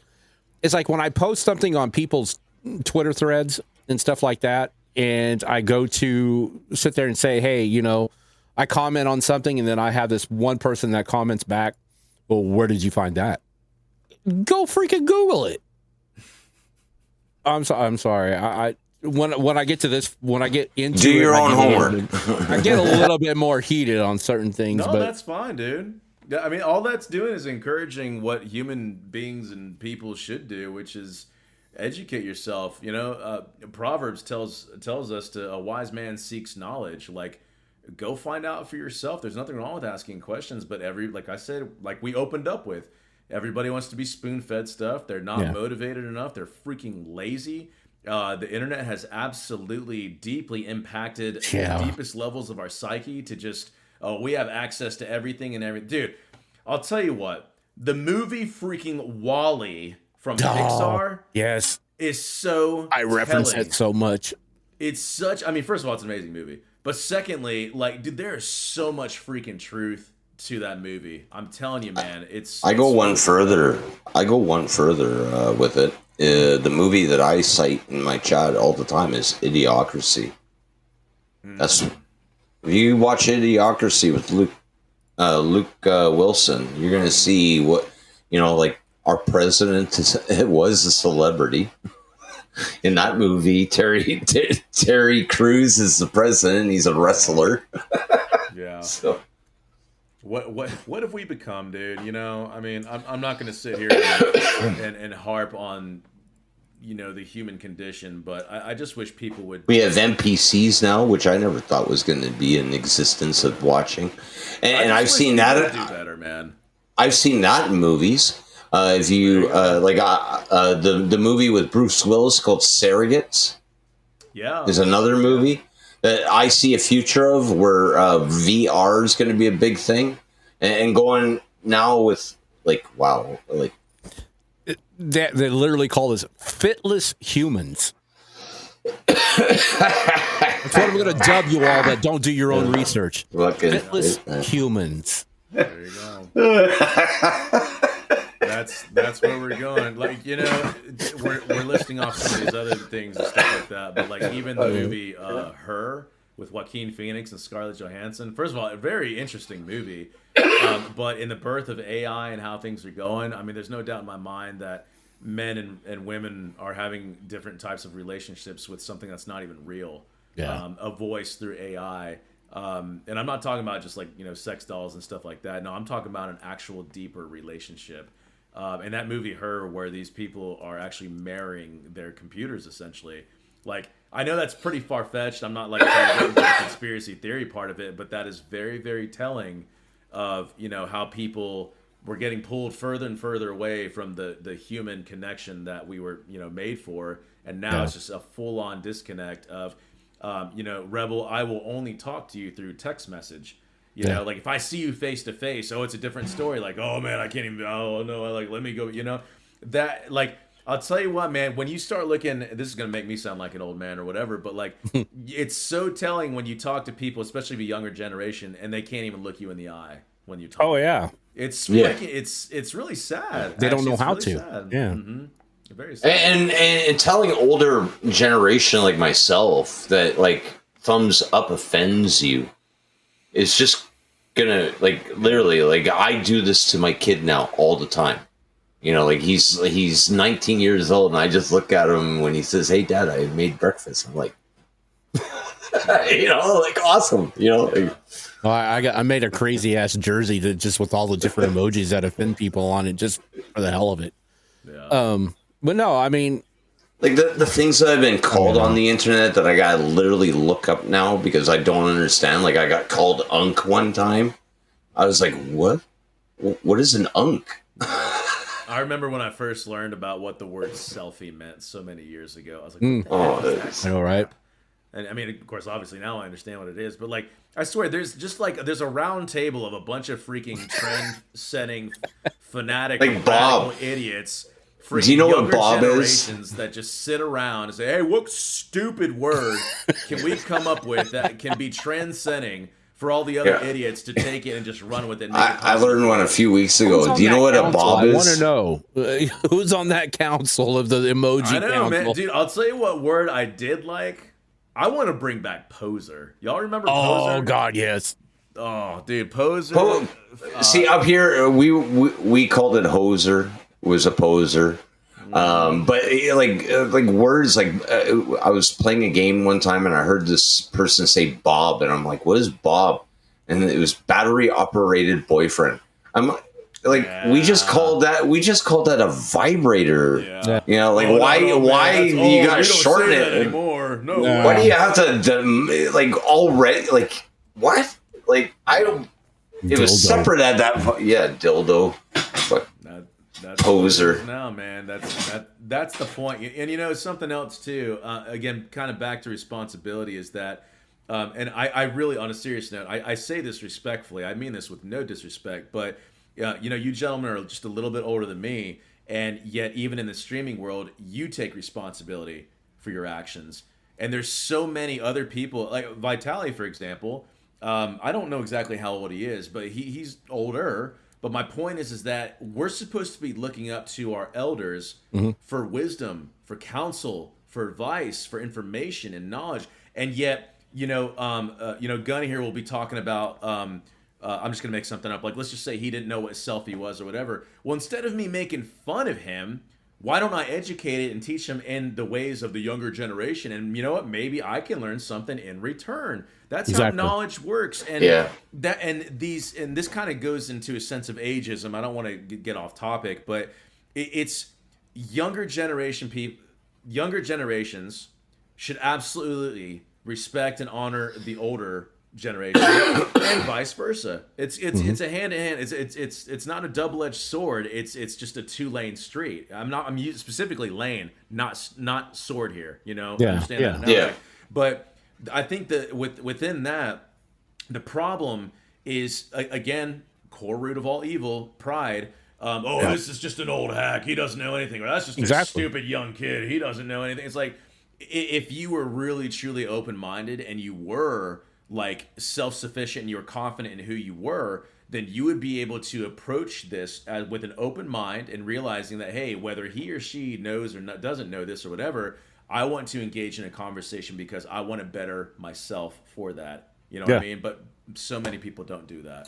No, I mean, knowledge is power. I mean, I don't care what generation you come from. I mean, I understand, but that goes back to the whole thing about wanting to learn the knowledge. That's just it, because schools don't teach it no more. Yeah. Schools are all about, DEI and whatever political correctness is going on. But no, that's why I that's one thing in every stream I tell everybody.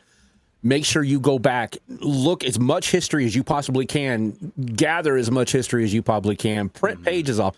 That's a printer. That's a big machine that actually prints pages out. That's what a printer is. I know it's almost becoming obsolete, but print pages out, print your books out, do something, go to the library, check it out. Go buy you a Encyclopedia Britannica before they're gone. Go ahead. I just want to say that, like, generationally, I agree with what you're saying. Like, I commonly tell my community in my stream that, I like learning the new trends that are going on. I like to adapt to the new trends that are going on. It's an essential part of human beings that we have to adapt to the things that are going on around us.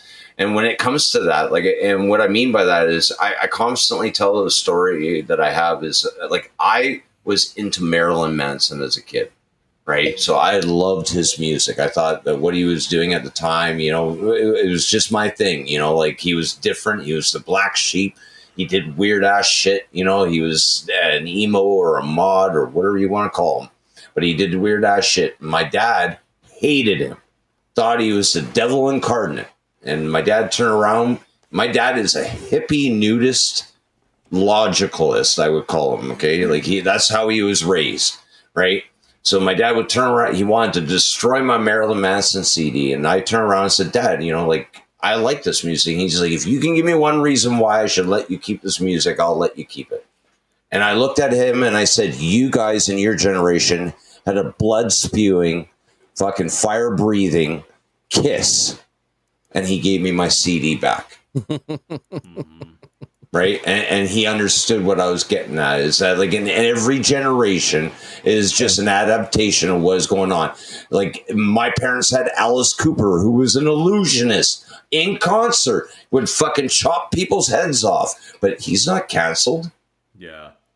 My parents didn't fucking cancel him, No, the world has. It's everything is to be learned, right? And I'm learning from my kids. What I'm learning is I'm a little bit worried that if an intelligent life form came on planet Earth right now, they would be like, "We got this shit. We can take them over. It's no problem." At the moment, that's what I see. They're all divided. We're going to be able to wipe them out. We might be able to employ a few of them. And the other thing, I wanted to touch about, I think you guys touched on this. I don't remember if it was on Joker or if it was on Device's channel, but you talked about the lack of authenticity. Mm-hmm. You have these experts that are influencers. I mean, influencers become experts because they are I can't think of the word, but they're like fed with all their audience and all their engagement that they get, that they automatically start thinking they know exactly what they're talking about. Mm-hmm. And the endorphins and all the chemicals that you get from getting those clicks and getting those views, I can tell you can make a lot of people do really dumb decisions. Yeah. Because it's just an implosion in your head of like an addiction to want to do more to get that fill back in. I can see that in those type of individuals like the Aiden Rosses, the OQCs or whatever it is, XQC. No. Fucking my dyslexia goes on half of these fucking kids. Well, just like anything else, when you hear your own voice for so long, but you're not even asking I'm so sorry, Shop. It's one of those things where, like, if you have nobody to challenge you, to hold you accountable, or to make you better, you're already limiting your own intellect or lack thereof, right? Mm-hmm. Which goes back to here we are, you know, we're staging anybody and everything that we can for anything at all whatsoever. You know, again, the degeneracy, the pedo hunters and stuff like that or whatever. It's like nobody's really taking the time to challenge themselves and asking questions. It's all about instant gratification to any degree or whatever that looks like. And then because of no accountability, look, there's so many. Why do you think hardly anybody wants to go on our show? You know, what me and Joker are doing. Why do you think nobody really wants to go on that, right? Because they're freaking terrified, and as they should be, because we don't shy away from that shit at all. But like, that is the fact that they are not even willing to come on there tells you everything. Tells you everything about it. Other people are like, oh, it's not worth my time, whatever. Like, they can't handle the pressure. You know, some people might actually have some logical reasons why, in which I've had a few interactions like that. I can kind of understand that, but that is far few in between for sure. But the majority of everybody else, they're terrified of what they might say. They're terrified of being held accountable.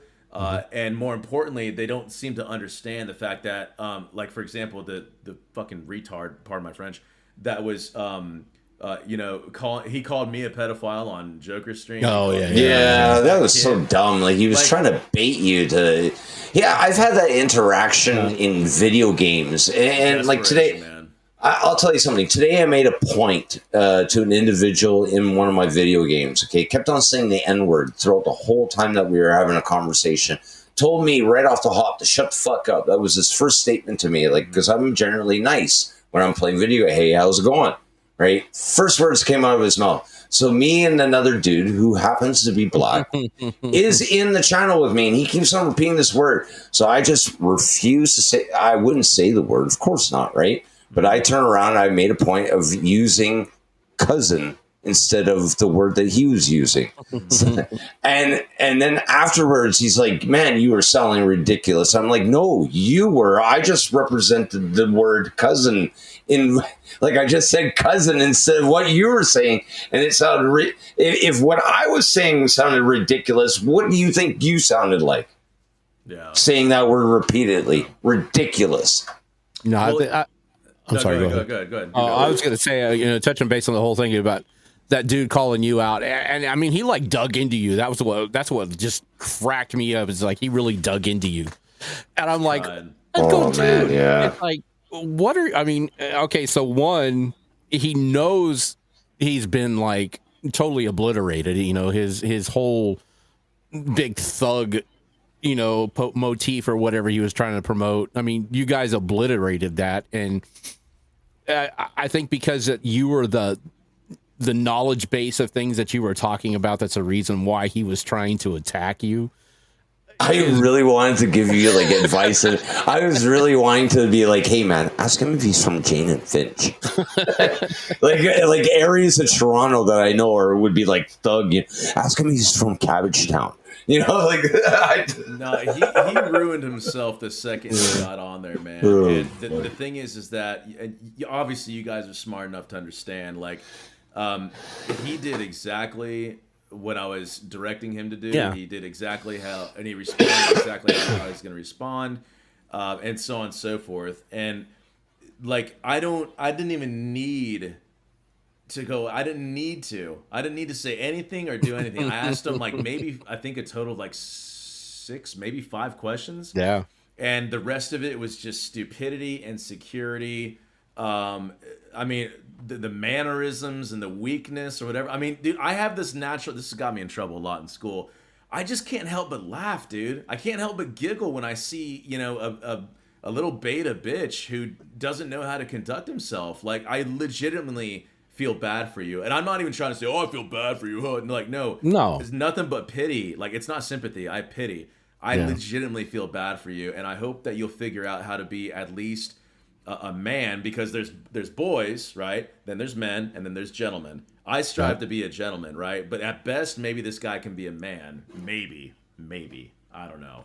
But I mean, I'm the same way. I like it. I like that way of thinking because I think about the same way. That's just the way I was raised. I was raised by my mom.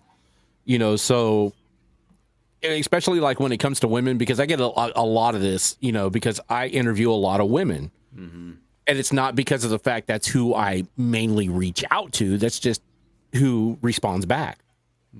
Because men don't like to talk. It's just a lot of men don't like to talk about things. But I've been called, like a weirdo because I have nothing but like a bigger section of women on my stream.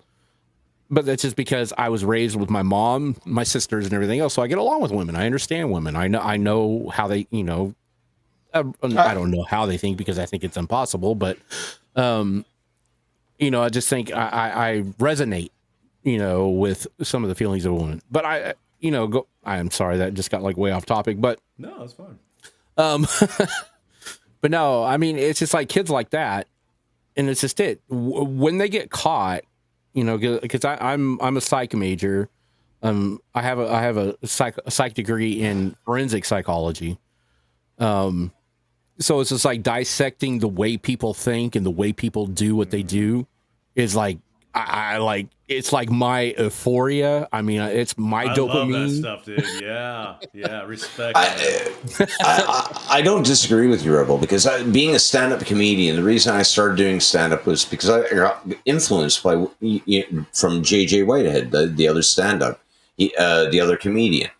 He was the one that prompted me. He was an influencer in that whole subject of it. Now, with being said that, I think that it's my responsibility because of the weird background that I have and the fact that I've made comedy out of it, like Chavez, I'll tell you that my parents, when I was a kid, right, for the first 10 years of my life, right, I was part of a nudist colony. For the first 10 years of my life, my parents, because they were hippies, right? So every summer we would go to like a Dirty Dancing style. Uh-oh. We lost him. I love it. It really, I got to clip this one too. So is it his internet connection or the camera? Yeah, I think it's his internet connection. But it's funny though, because it clips him like in the weirdest positions. And I use every single one of them. Hey, just man. because Content, brother. Content. No, we'll get him back. We'll get him back in here. Oh yeah, he comes back really quick. No, I love all that, man. Especially all these things we're talking about. Some people would take this as the talking heads kind of thing or whatever, but like these are very problematic. Divisive topics that we're talking about here that is Hey, hear me. I want to finish what I was saying before. Yeah. Okay. I see you, brother. So I use it in my comedy. Okay, and the reason I use it in my comedy is because a lot of people, when you hear that, right, some people take it a very negative connotation of like, wow, that must have been negative. Yeah, I feel like you've been groomed. Like all the negative fucking connotations. But I look at it as an experience that I had that just allowed me to know that, go up to somebody that's a nudist and tell them that they're a freak. They're going to be convicted on what they believe, right? And so my parents were very, but as you get older, my parents were very liberal in the sense that like if we didn't want to do it no more, we didn't have to do it no more, right? So then as we get older, you're starting to develop as a teenage kid, and you're like, yeah, I don't want to do this no more. And they were okay with it, so we stopped going. But for a while there, it was just an experience that they wanted to do back in the 70s. That if I fucking said that now, my my kids think that, oh, like the first time I told that story to my kid, he was like, Dad, that's parental abuse. In my head, it maybe to you on an outside view it is, but in my head, it was a life lesson. You know, so, you know, you can't convict somebody for thinking that they're, you know, like my parents at the time weren't thinking that they were doing anything evil. You know, it wasn't like that they were, you know, putting us on a silver platter going, ha ha ha, you know, the Illuminati is going to have my children, you know. It was simply that. You know, and also then it comes down to the fact of, you know, the big argument of freedom of speech, you know. We don't have that up here. We have freedom of expression. We're only allowed to express ourselves. Freedom of speech, expression. I mean, it falls into the same guidelines here, but you guys got one better on us. That's what I was saying. Is that like because we got freedom of expression, we still have to abide by the law, the rule of the land. So that's why Justin Trudeau was able to do the emergency thing when that whole convoy came on, because it was considered an emergency for our whatever. Yeah. But yeah, so it's freedom of expression for us. You guys have the ultimate, which is freedom of speech, which has been given the United States a bunch of trouble. Yeah. In ways. But, you know, and that's the whole thing. Kick was based off of, right? You know, Kick was based off of freedom of speech. Okay, so Rumble, if y'all don't know what Rumble is, it's rumble.com. It's another exploding platform that is exploding big time. But they are also freedom of speech. Now, they have the same thing that they limit to, I mean, that they don't allow like hate speech. They don't allow things like that. I mean, if some of the shit that happened on Kick right now happened on Rumble and it got reported, you'd be banned instantly and your channel will be taken down and demonetized. And okay, so Rumble, if y'all don't know what Rumble is kind of like YouTube, but YouTube on steroids for free speach. They don't have all the restrictions. With Rumble for sure. Yeah. But anyway, go ahead. Yeah, they don't. I was kind of. They don't have like the restrictions that YouTube has, you know, on certain things when you talk about, you know, political things. It's mainly based off of political opinions and objectives and everything else. So that's what's the main aspect of. But gamers are also starting to move over there for the same fact of, because you can say what you can do. You know, you can play Russian roulette with playing your music and everything else. I mean, that's just the whole thing with Kick. You know, Kick thinks, you know, playing the music and stuff like, oh, we can play our AC/DC, we can play our. You still fall under the guidelines of DNCA no matter where you go. Sorry, I got a disdain look on my face because I don't, you know, like every time I see this dude, I don't even follow this dude, but I watch his stream just to hear the stupid shit come out of his mouth. The reason why I was talking about freedom of speech is because, you know, Aiden got perma-banned off of Twitch. He cannot go back to Twitch. He's begged for his position back to Twitch, and I think they told him no still, even with a new CEO. But, you know, he is, if I'm not, you know, correct me if I'm wrong, but he is a small investor in Kick. Along with Trainwreck, along with, you know, a bunch of other big influential streamers. Like, I'm sure probably XQC is probably an investor by now. I don't know that. Don't quote me. But this is what I'm saying. People, I mean, I'm sure this kid's not bad. He just has a mouth on him that he can't control. Well, he can control. He's just choosing not to. I mean, yeah. So many people. I don't know. I'm old, and this is what's coming out of my brain right now. Anybody that's concerned about having fucking stars in their vehicle has no concept of what they're doing. They just are looking for the visuals, right, to occupy their brain. Like, honestly, like, being my age, I would not think, hey, you know what? My fucking tempo needs fucking stars. You know, I mean, I think I talk about him from time to time. I don't waste too much time. But, no. I will say, I'll open up with saying this. He actually has done some good things for people, mainly financially. I've witnessed that. I've seen it. Truly encourage that and support it. Now, I'm not going to dissect this and break this down into thinking like, oh, is he doing this because he actually is passionate about helping, or is he doing this for PR reasons? Or I don't know, and I don't care. But good things are happening, right? However, the other part of that kind of goes back to what I'm saying, taking responsibility for actions. This guy has such an incredible platform for him to actually really, truly do good things. Really, really do things. Him, Jack Doherty, Vitali. I'm trying to think of other like Trainwreck. DGens. Yeah, well, Trainwreck. Even then, I mean, he's just Trainwreck's kind of He's just a quiet gambler, but just back in the background. Yeah, you know, he has his moments where it's like, dude, why did you say that? You're an idiot. You know, come on. But anyway, my point is that if these guys would actually embrace the really truly embrace Neon. the platform. Yeah, oh God, can you imagine if Neon actually ended up being a man for once? Oh my word, I don't know what I would do if that happened. But that's my point. Like, I got nothing necessarily against these guys specifically, but I do know that they're opportunists and they're absolutely trying to capitalize on, you know, again, the shock and awe factor and so on and so forth. But that's why I was referencing that interview. Well, it wasn't even really an interview, but it was a dialogue that was live streamed between Aiden and Andrew Tate. And we witnessed this. I actually streamed this live, going back to the video in which Aiden said flat out to Andrew Tate, let me back up. Tate was basically saying, hey, you could do good things. What's wrong with educating your viewers and your community and teaching them and training them to be better people?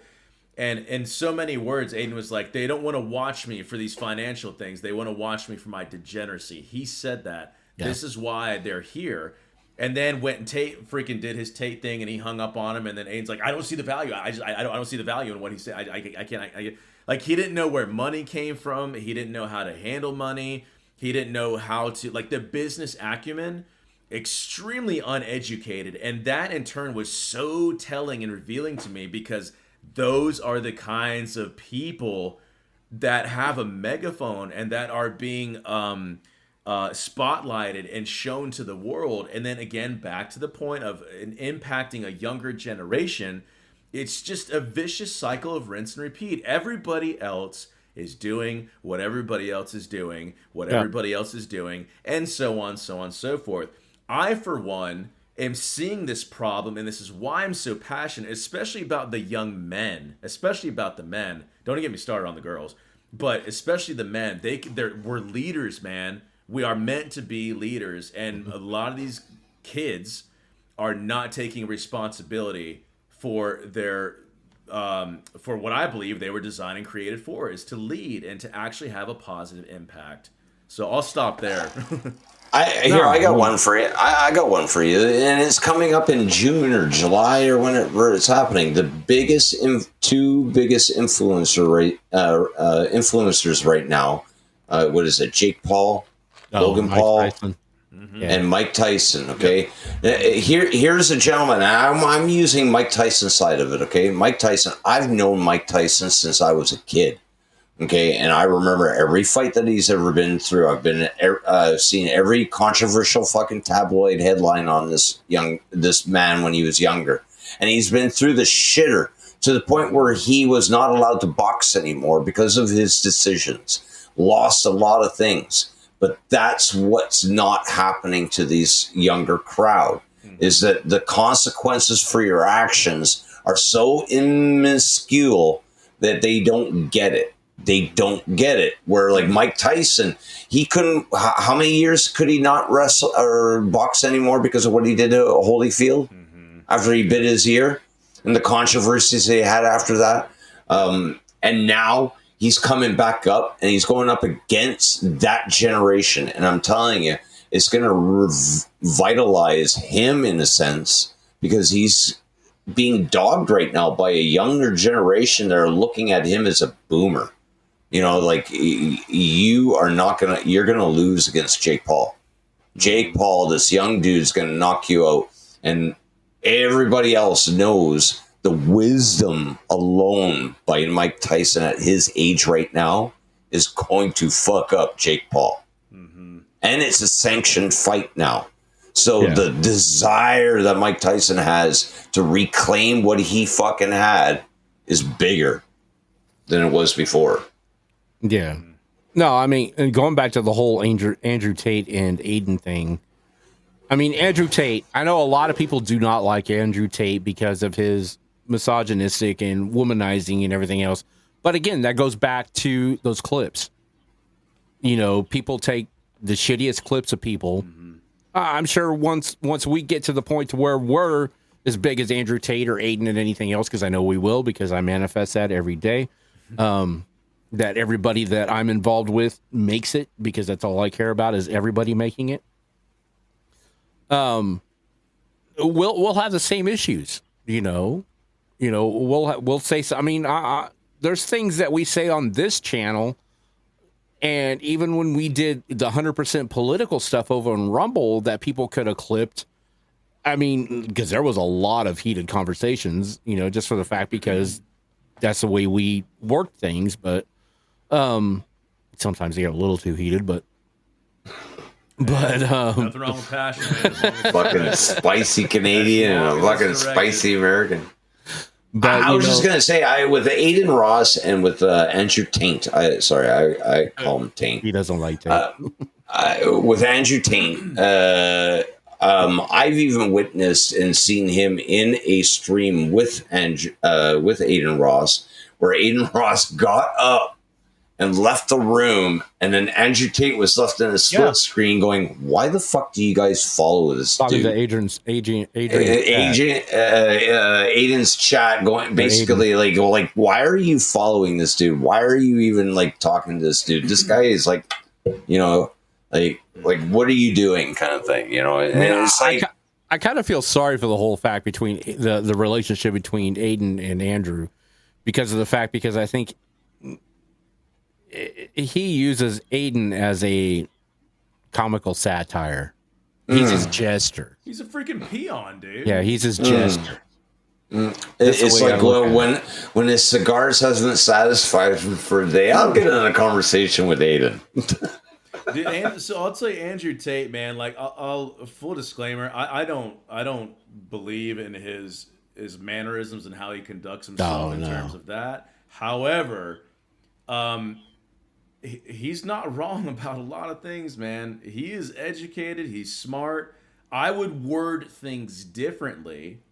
Yeah. Personally, respectfully, and professionally. But, I mean, again, you hate him or love him, that's up to subjective point of view, whatever the case may be. But that's the kind of stuff where, kind of back to the point of, I personally use my own filter in terms of like, okay, I'm hearing, I'm going to make something like, okay, topic A, B, and C.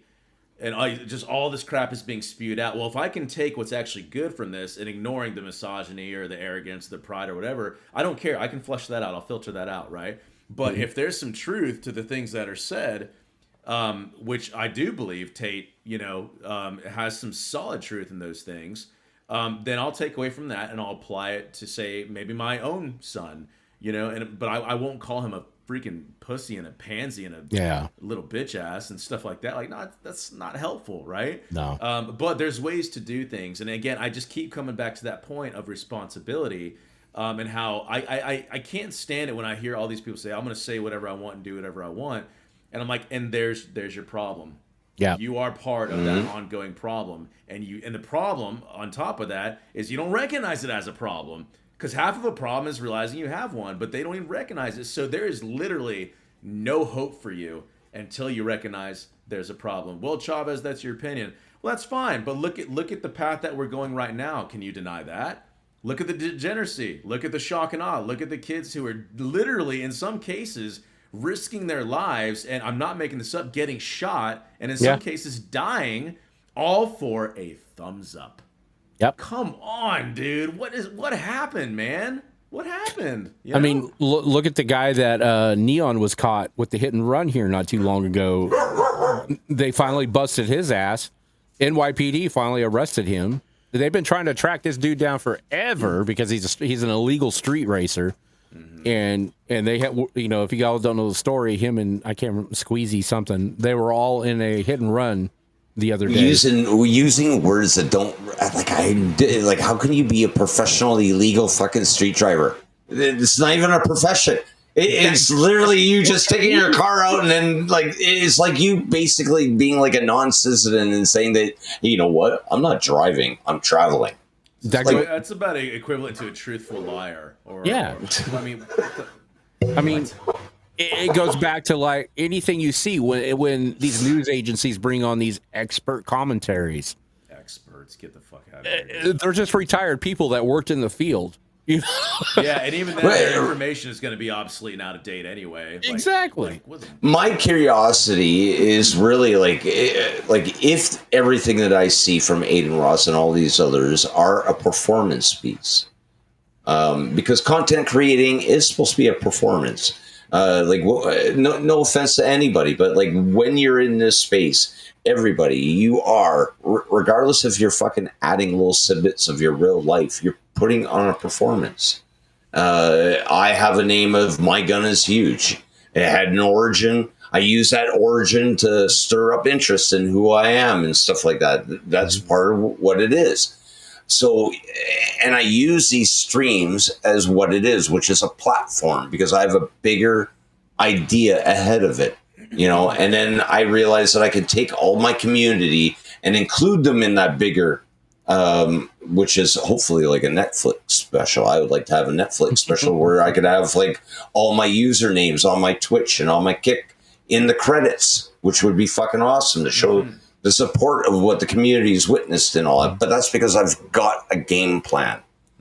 These people don't have game plans. These people are doing it for the quick dough that they get for the views. It's like ding dong dash, you know, that they're doing. I don't even think it's the money. I think it literally is the dopamine hit, the dopamine fix. You can tell that just by the amount of twitching and movement that you see when they're streaming. They're so hyped up by it.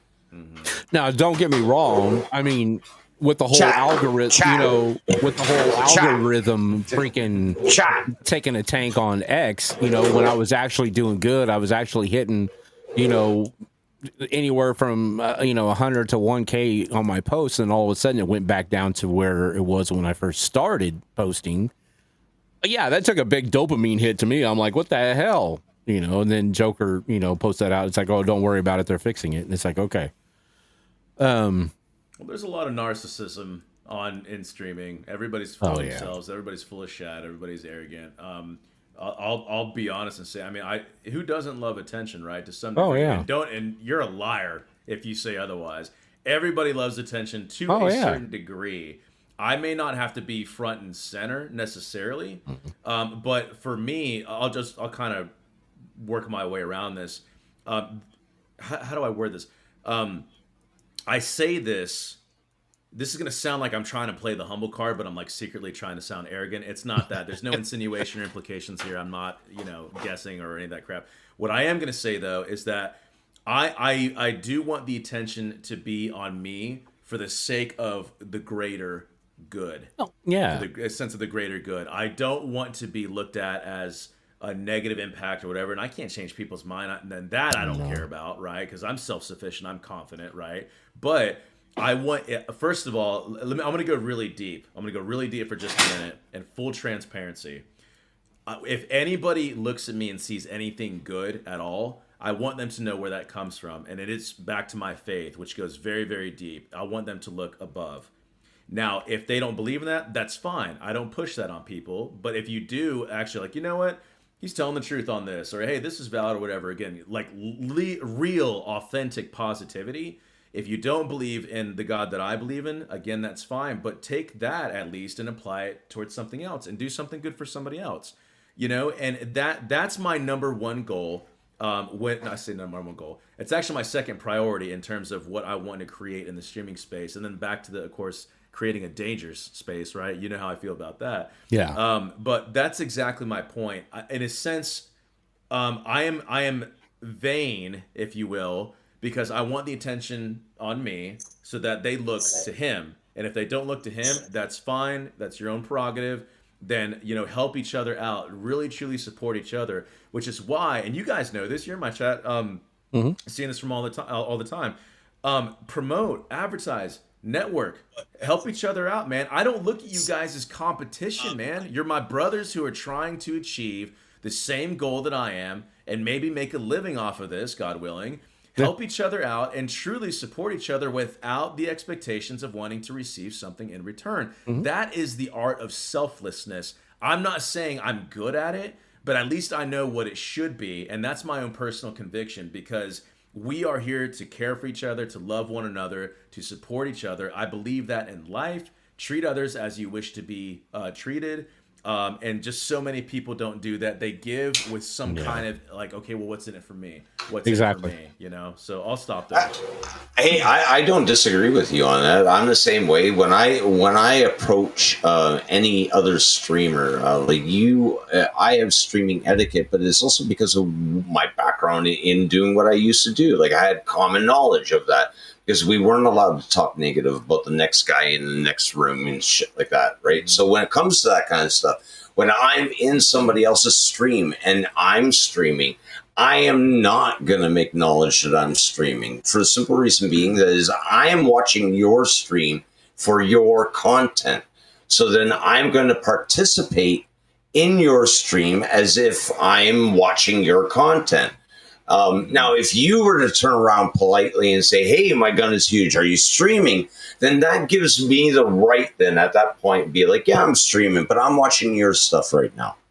Like that's how I'd approach it. I would be like, or I would even back in the day, like, or on Twitch, I would whisper you and be like, hey, man, I am streaming, but I'm watching your shit, or I'm listening to your shit in my ear right now. Because to be honest with you, that's what I do. I listen to you drum while I play Call of Duty, right? Because I like your drumming, right? I'd be listening to that dude on YouTube, that foreign dude, but his shit's so fucking chaotic in my ears that I like the music that your community chooses, right? So, and that's another thing. I asked one time, I said, like, how can I request a song?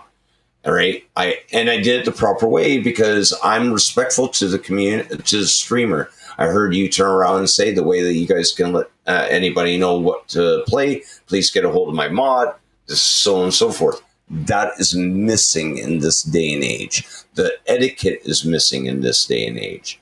And it's got to get back. And we, as the bright lights, I always say, I tweeted this one time, okay? Bright lights evade shade.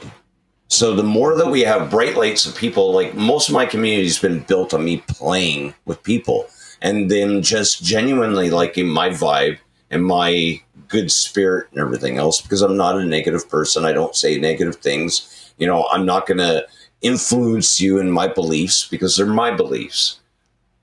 But at the same time, right, there's quorum and there's etiquette. And if you don't got any of them, I'm not going to bring your stream to them. I got raided on Twitch by Will Niff, who was part of G4 TV. I don't think a dude like Will Niff would raid a dude like me and think, holy shit. And multiple times. He did it multiple times. And it's because he knew that he knew I was a stoner, but, he knew that I wasn't going to, veer his stream in the wrong way or say any real negative bullshit. Yeah. I had etiquette. Yeah. Rebel, you're muted, I think. I think he is. He's fucking only 2 months older than me. You know that? But it's he resets his microwave clock 12 flashing all the time. I don't think he can hear you talking shit, man. Look at him shaking his head. I can't. I'll add on to what you're saying actually real quick, man, because I think you're absolutely right, man. You hit the nail right on the head. Proper etiquette.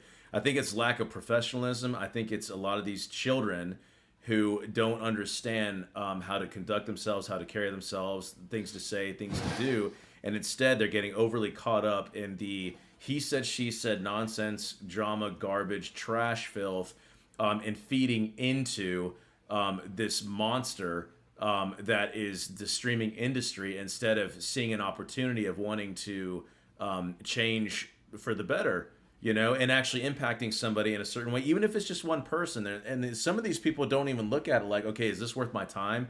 Like, oh, only have like 5 viewers. Like, oh, screw that, I'm out of here. Unless it's like 5,000. Okay, now we're talking. Like, you never ever know who you're gonna come across that the impact you might make as an influencer could actually be beneficial for them, and to maybe even save their life one day. Who knows? You never know what kind of advice you're going to give and wisdom you're going to give them that can impact them for the better, to be an outstanding citizen. And one other thing, I talk about this all the time too. I call it the digital citizenship. Just like a citizen to a country and a nation and everything else. Well, you have a digital citizenship online as well, whether you realize it or not. So, the footprint you leave behind, are you just a negative trolling piece of shit keyboard warrior? Or are you actually contributing to society and seeing a problem like us and wanting to do something about it and impact for the greater good? Are you feeding into your digital citizenship? Are you a taker or are you a contributor? It's that simple. And so many people don't even look at it in that light. And one other last thing, actually, I'll say, I love the bright lights, as you said. I mean, shadows cannot exist if there's enough light. Exactly. It's just that simple. And so what better opportunity for us to shine the light in the shadows, right? And to get these people, on board with the reality of things and back to human decency, which is like an endangered species now at this point, man. Like it's if we're not careful, it may even be an extinct species. Right now it's endangered and we got to protect it and guard it and defend it. You know what I mean? So anyway, I'm going on my freaking... I don't disagree with you because I've always considered, and I'm human, so it's really weird I consider this, but I consider that our species on the planet is probably the dumbest species there is, because every other species has got it well up to form. You don't see animals doing what we're doing. Yeah. You really don't, and and we consider animals to be simple-minded. Well, if they're simple-minded and they got their shit together, that doesn't really fucking show very much to humankind. Yeah. What does that say? Yeah. Are you back, Rebel? You good? I'm back. I think so. I don't know. I got a little warning sitting there saying my audio was switched, and it's like, oh, everything was fine. And it's like, yo, you're muted. It's like, no, I'm not. It's like, oh, yeah, I am. It happens, dude. Before we leave, I just wanted to touch on one thing, because I know, like I said, the biggest thing between you, Joker, everybody that's involved in trying to, people think that we're trying to discredit Kick, that we're trying to trash Kick. No. Kick I want it better. Platform. Kick is something that is needed for the rival of Twitch, because there is nothing really. But my whole biggest fear on Kick, I'm just saying this real quick. My whole biggest fear on Kick is the fact is I went through the Mixer. I went through Mixer crash. I went through the whole Mixer, eggs in one basket, everybody boo-hooing on stream and everything else because they lost everything. Mm-hmm. I don't want to see that again, because I see so many of my friends doing the exact same thing, that they went through Mixer. But, for one, I'm just going to throw it out here, diversify your content. Always do that. But I do want to say one thing. There has been a lot of things that have gone wrong. You guys have pointed it out on your channels. We pointed it out here a few times. It's just not the Vitali things. It's just not the Aiden Ross things. I mean, this clip, I'm sure if you guys haven't heard it yet, the clip that just surfaced today is an Aiden Ross thing. But these leaders that are in Kick, I don't know if, I was so hyped when it said it was a streamer or a creator created platform. But then again, I had in the back of my mind, it's like, okay, I know what happens like when I've seen businesses start like a mom and pop business when it's handed down to the kids. Yeah. It usually does not last more than a year. Yeah, man. No, everybody's got good intentions, man. Everybody's got good intentions. I'll start there. Secondly, when other influences start coming into play, whether it be a certain one leader or a community or whatever influence that hits, and it is just that, it's an influence. And when people can't stand on their own, or they don't have a backbone, and they're not willing to say, no, I don't want to sell out just because I'm going to make more money, which is a rinse and repeat of all corporations in the entire world as far as I'm concerned. They get a taste of fame, they get a taste of victory, they get a taste of fortune of any kind, and it just goes straight to their heads. I'm not saying that's what's happening with Kick. If they're not careful, it could absolutely do that. But I think like everything that starts off, family and community, everything's great. Hey, we're 2-4 by the streamer. We're going to help them out or whatever. But you know what? At the end of the day, business is business is business is business. You are a number. I am a number. And if that number is not hit in the way they want it to be hit, we're expendable. It's that simple. And I don't need to preach that because you guys know that probably better than most. But I will say boldly, I don't think Kick is going to go anywhere. I don't think it's going to go under because they have a never-ending supply of money, revenue. They really, it's look at the numbers. They don't lie, right? However, I will say this very, very boldly. Twitter's going to take over. Because Twitter has what nobody else has. I don't say nobody. They have a massive leg up over, say, YouTube. YouTube kind of has this. Twitter has what Kick does not have right now, which is viewers. Twitter has billions, not millions with an M, billions with a B, which means the thing that I keep preaching about that Kick is struggling with is the supply and demand issue. We in turn are the supply of streamers, but the demand is not there as far as viewership. Twitter, it has the exact opposite of that, like times 50 or whatever number you want to come up with. That's astronomical, right?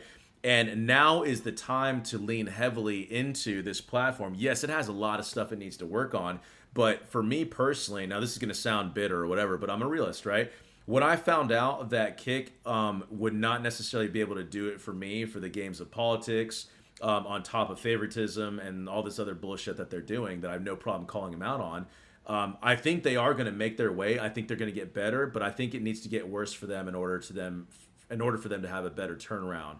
And the honeymoon phase on Kick is absolutely over. It's been over. Now the married couple is back at home, and the husband and wife are trying to figure out, okay, well, I don't like it when you leave the toothpaste cap off. Well, I like to leave it on. Well, I like it off. That's where we're in right now. Yet at the same time, now it's almost kind of in a lull. If you notice, their presence hasn't really been dominant as it was in the beginning. Again, that's because of good intentions.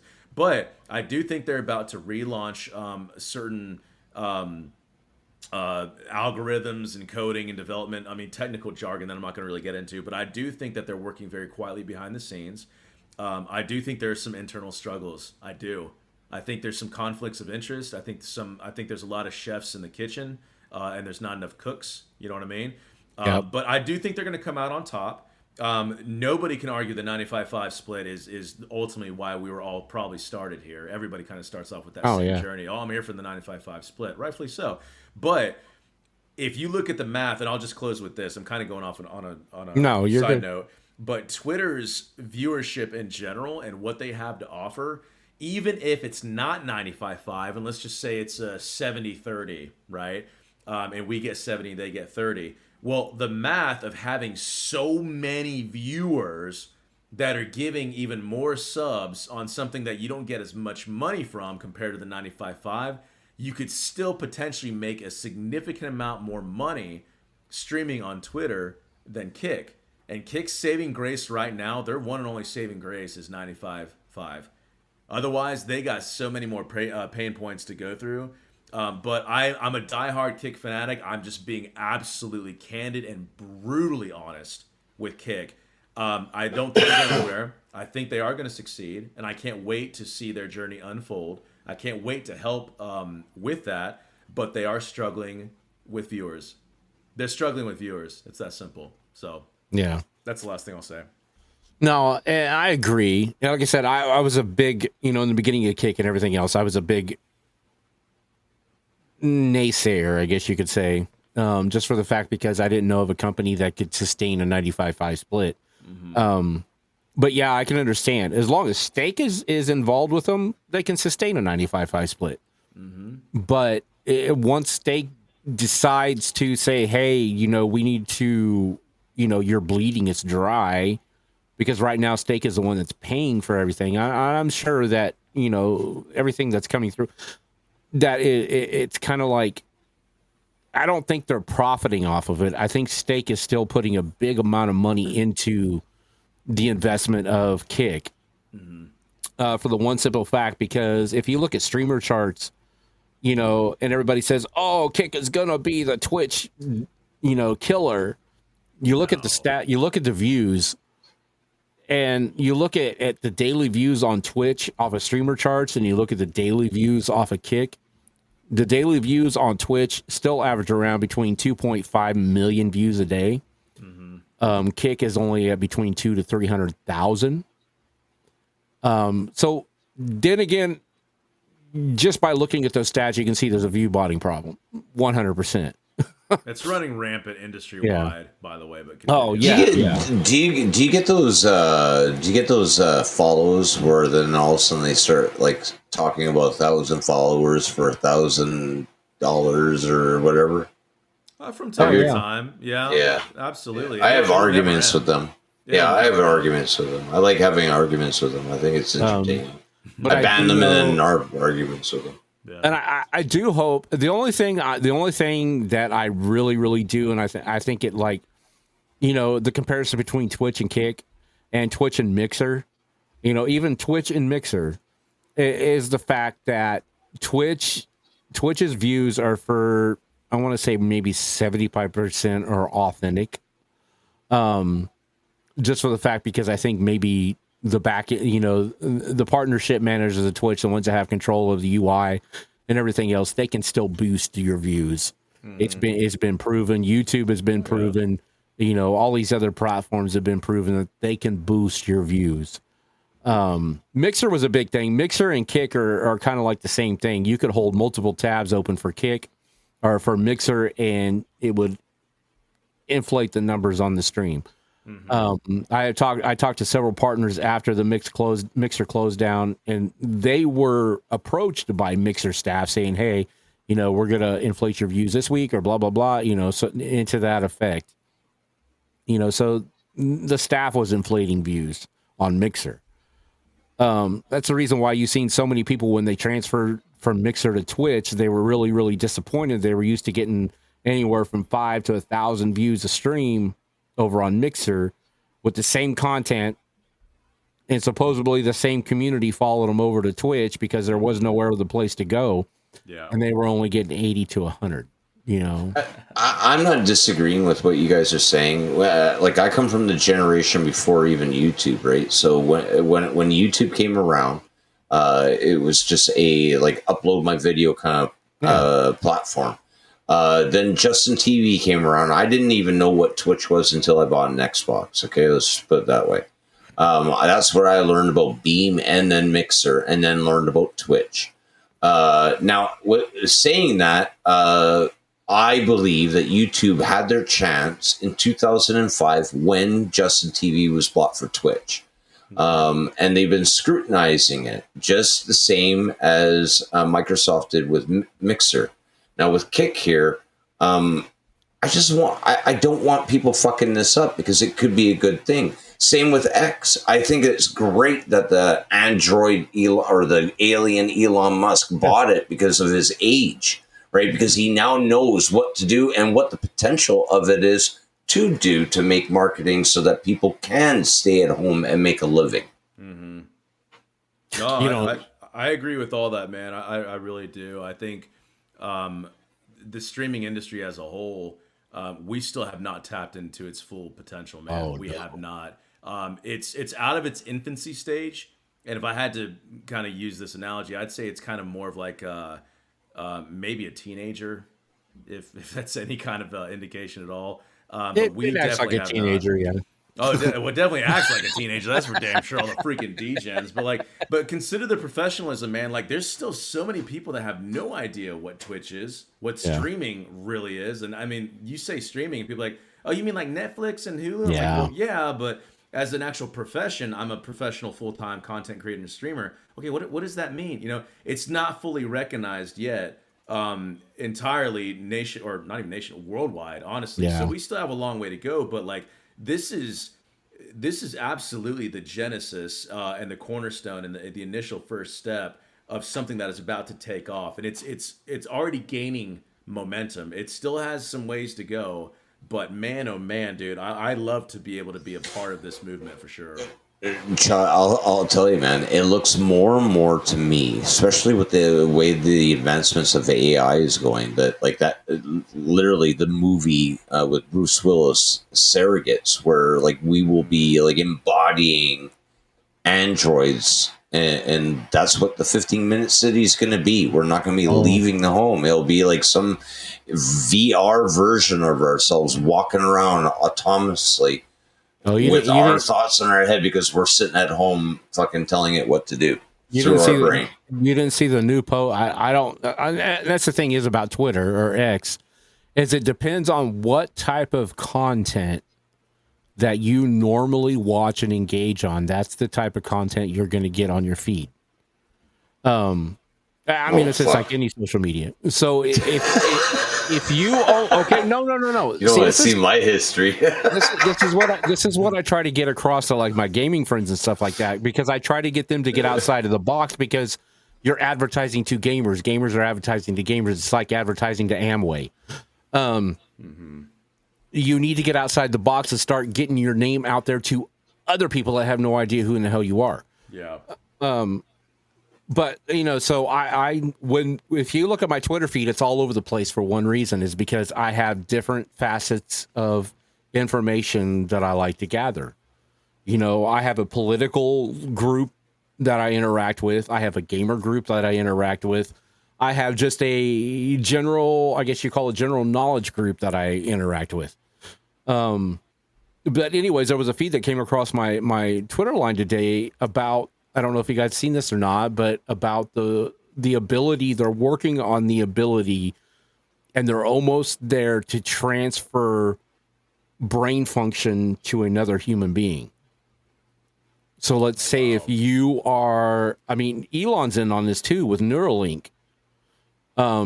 Because Neuralink is a microchip that they plant into your brain, and they can kind of like help you combat certain diseases, neurological diseases. He's already got people on trial that are doing these Neuralinks. God, that's wild, dude. Probably patient X's Mark Zuckerberg. No, he hates him and Mark Zuckerberg. He's a freaking weasel, that guy. He's an android. He is owned and operated by Elon Musk. He's programmed and like transcripted to say whatever Elon Musk wants. Probably. But you know, going back to the whole thing with AI, they have, you know, they're working on the ability, and there's a Twitter post out there that shows the fact that where they can remove, you know, like say this body A has a deformity or has a mental or a physical something that is deteriorating the body, like cancer or whatever. You can they're working on the fact of transferring the brain of that body into a perfectly healthy body. Yeah. You know, that's just wild to even hear that, man. We're Skynet, man. That's all I gotta say. Skynet's coming, man, and it's coming with a blaze of glory, and pretty soon humans will be, you know, no longer existent. But I don't know. But you know, I don't want to go down that path. No, but that's what I'm saying. It's just like influence. You know, do your research, and you know, it's one thing I preach to everybody is quit focusing on a centralized group of people if you want to grow in knowledge. Mm-hmm. You know, like Chavez, like, you know, Joker, like Gun and everything else. You know, everybody that's involved in my group that I communicate with, you know, try to on a daily basis, or at least in every other daily basis. You know, get outside your realm. I mean, it's just like what you're doing with diversive content and with Joker and everything else, with the stuff you're building on the outside of, you know, of those groups. You know, it doesn't hurt. I mean, as long as everybody is understanding that we want what's best for everybody else, mm-hmm. You know, it doesn't hurt anybody. You know, it's just like, I was really honored that you came on to, you know, because I think of you as a big thing because of your content and your knowledge and everything else. And, you know, with the influences that you're attracted to, me personally, I think you're a big thing to me. You're like, you know, a massive shining star out there in the universe trying to show people where to go. I appreciate that. I appreciate it, man. You know, and that level, seriously, I'm not going to glaze over that. That means a lot, man. You know, I'm going to take that and run with it. You know, like I say this on stream all the time, like where you go, I go, where I go, you go. That I firmly believe in that level of like a real community, honest community, not the, you know, oh, I'm going to get what I can out of you and say these nice things about you, whatever. Yeah. Again, that level of authenticity, transparency, openness, and honesty that I keep preaching about. That's real. I'm as real and legit off stream as I am on stream. Yeah, of course I'm savage and entertaining, but that's my thing. But I act the same exact way, even face to face. You know. But I'm not gonna feed into myself because I could absolutely do it. You know, oh, I've done this. Do it. Because there's so many freaking people that do that, right? But yeah. my point is this, man. Like, first of all, seriously, thank you for saying that. None of that. I take none of that for myself. All of it goes to my brothers and sisters, the man upstairs, as well as my wife and my 2 kids. It's because of these kinds of interactions and conversations and these dialogues and this level of support that is allowing me to literally pursue my dreams and passions. And the fact that I left my big boy job of making $1 bajillion an hour, but man, oh man, was I miserable, absolutely miserable. And I learned all that stuff. And I came over here and I was like, you know what? I really, truly do have a lot to offer. And there's so much more to me than just an idiot who hits drums. And if I can facilitate change, good, positive, realistic, attainable, practical change, then I will have accomplished my goal. And man, I mean, dude, numbers don't lie. Everybody knows I do not view bot. I will never pay for that shit. Oh no. Everything is as real as it can be. Of course, there's, you know, follow bots. That's inevitable. Oh yeah. But you know what I'm trying to say. And I want to encourage my fellow brothers and sisters like yourself, regardless of age. It doesn't matter, man. Like, I can't wait to be asking you gentlemen even more questions to learn from your experiences and your backgrounds. Teach me, train me, educate me, inform me to be, you know, a better father, husband, brother, uncle, whatever topic we end up discussing, and encourage that level of open dialogue. And that's what so many people are lacking. So anyway, tangent over. I just appreciate your time on having me, man. I know you said you're kind of wrapping it up, and actually it's good timing because I'm starting to.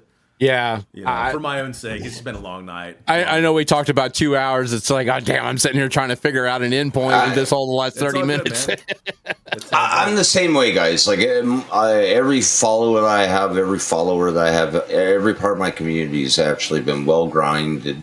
I've always taken the aspect of playing video games and being friendly to people, and that's how I've grown my community, is through like people that just felt like, hey man, I got this guy's streams, but I want to play with him again because I had a great experience. In fact, people have gotten their voice chats in game chat, sitting in games with me where like I walk in and you'll see them being blocked because they've been like rude to somebody.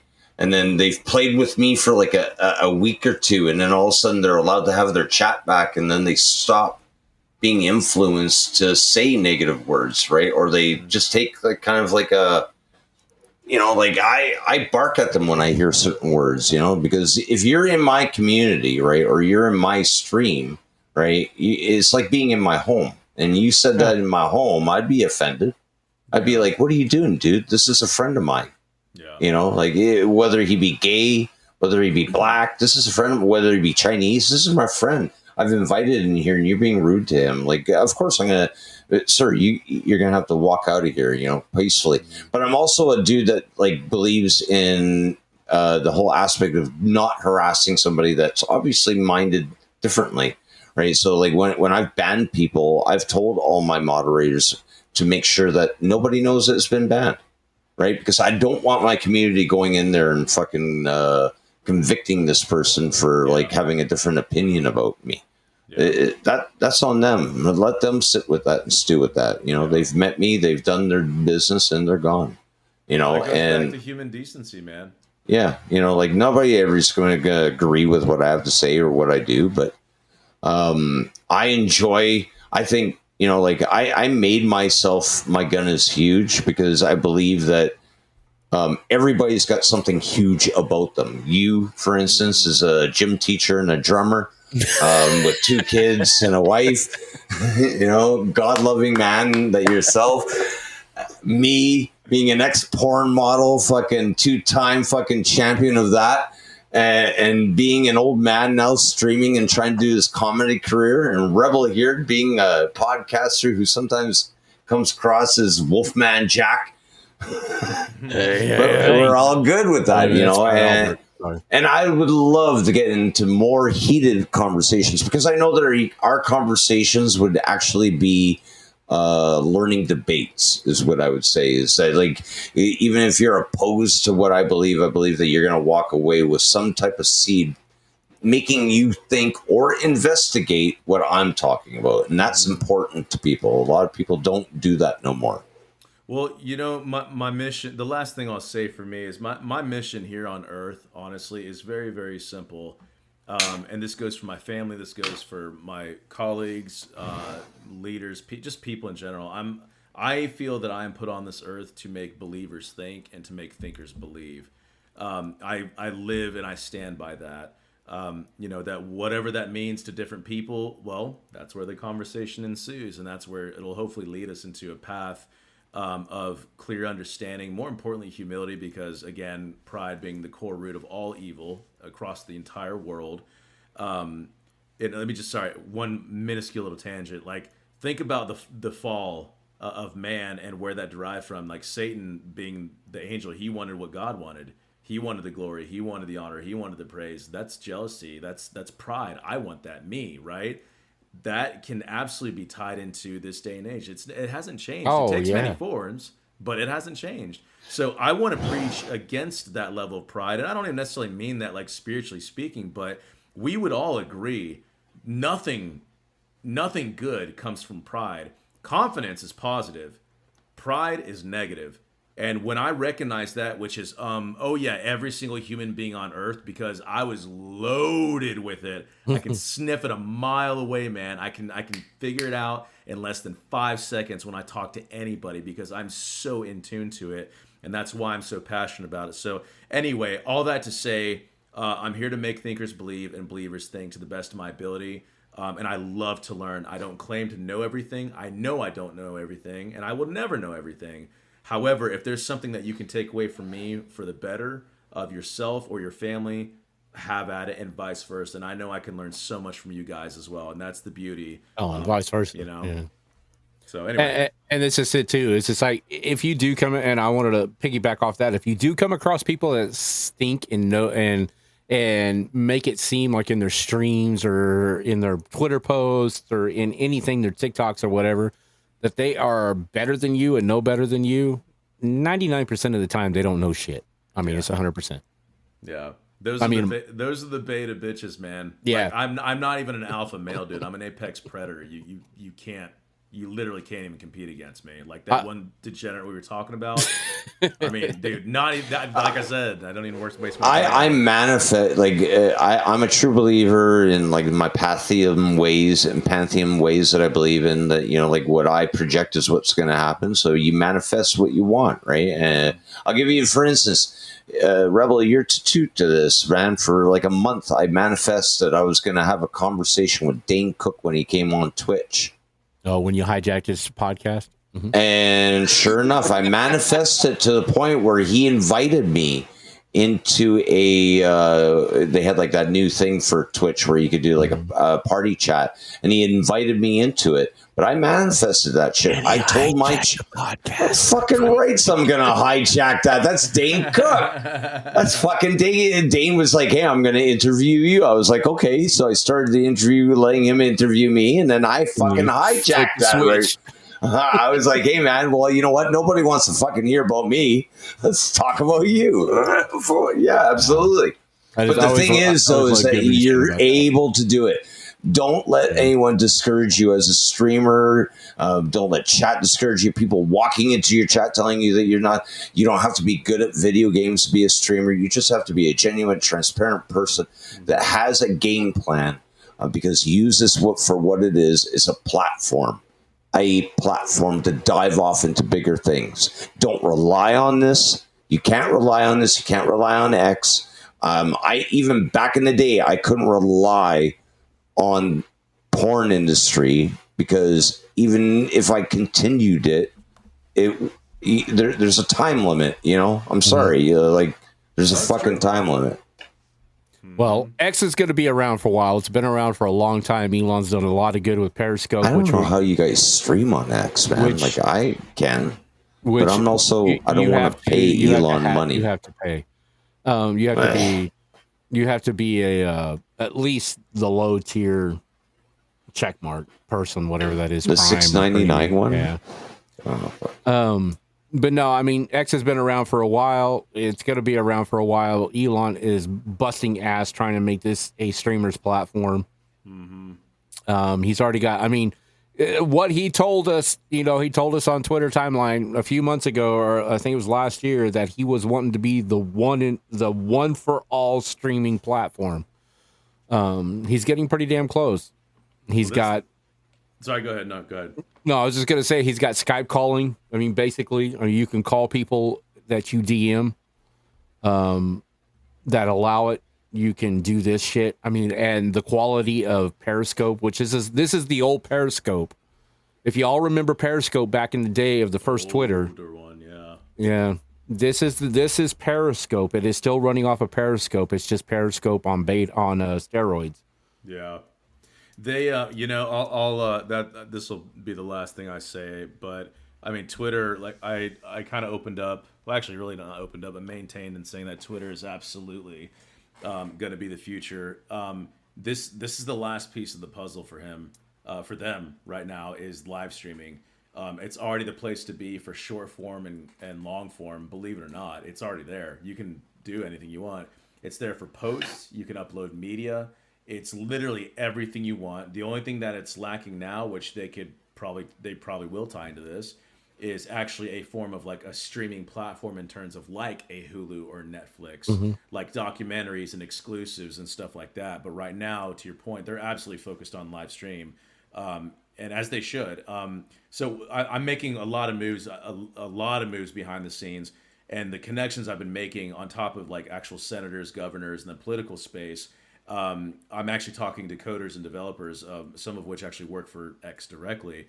And man, the insight I'm getting from these guys, you're not far from the truth, man. Like, I mean, of course, I can't reveal too much, but the stuff they're sharing with me, dude, there's a reason why I started doing this way back when, because I anticipated where things were going. And then these guys that are much smarter than me confirmed basically everything that I thought I knew. And I was like, yep, there you go. There you go. So, y'all, Twitter's where it's at. Nothing against Kick. I love it. It will succeed. It'll still do its thing. But Twitter and Kick are my two primaries right now, and I would encourage anybody who hears this to do the same, including you guys. And it sounds like your head's in the right space too. So, I'll tell you how old I am. Okay, now I want to actually do the $6.99 to Twitter, and I just recently realized. I just recently learned that Okay, so I just recently learned that I can take my ATM card and plug it in as a credit card and pay for it, and I didn't even know I could do that. Because I didn't know that ATM cards could do that now. Yeah, they're credit cards. Yeah. No, you're not thinking Elon Musk. He can No. I said I wanted Elon to thank me. No. For, he's getting the lowest amount. I just want my subscribe button that I've been waiting on for the last year. Come on, dude. That's a broken glitch. Yeah, I'll tell you what. When you guys confirm that you got your sub button is when I will start paying for fucking verification. Fair deal, Phil. Fair deal. Joker, no, because I've been waiting on that for a year. Oh my, almost a year now. But you're also talking to a gentleman that thought he was banned off of Twitter for 6 fucking months, messaging Elon asking, and I forgot my password. Wow. So, But He's got like fucking 30,000 emails from me going like, "Hey man, what did I do? I'm just a small dude. Why'd you ban me?" Elon, keep doing what you're doing. Don't let anybody discourage you. I know you won't, because you're one of those ones that don't give a fuck. And I appreciate you guys. I appreciate everything that he's done. I really appreciate the fact. I mean, I don't mind spending. I mean, I pay for the Premium Plus because I like all the extra benefits that come with it. And that's the reason why I pay for it. I could care rat's ass about that damn check mark. It's all the benefits you get with it. You get the longer videos. He nullified that check mark. He made it very clear to celebrities that, like, you guys have been using that check mark as a marketing scheme. Oh, no. Yeah. And he took that check mark and like shoved it up straight up their ass and said, "Now I'm going to give it to everybody." Yeah. As long as you pay. That's the way I looked at it. Yeah. But I just want to thank you again, my good sir. I appreciate you guys taking out the time tonight to come in and hang with us. I can't wait to. Hopefully, we get to do this again on some more things. Like I said, we go off on every topic there possibly is. I mean, I'm slow. I mean, you can't get away from politics. I'm sorry, it's just impossible because it's out there. Yeah. Oh, yeah. If he could on Saturday, he should join it.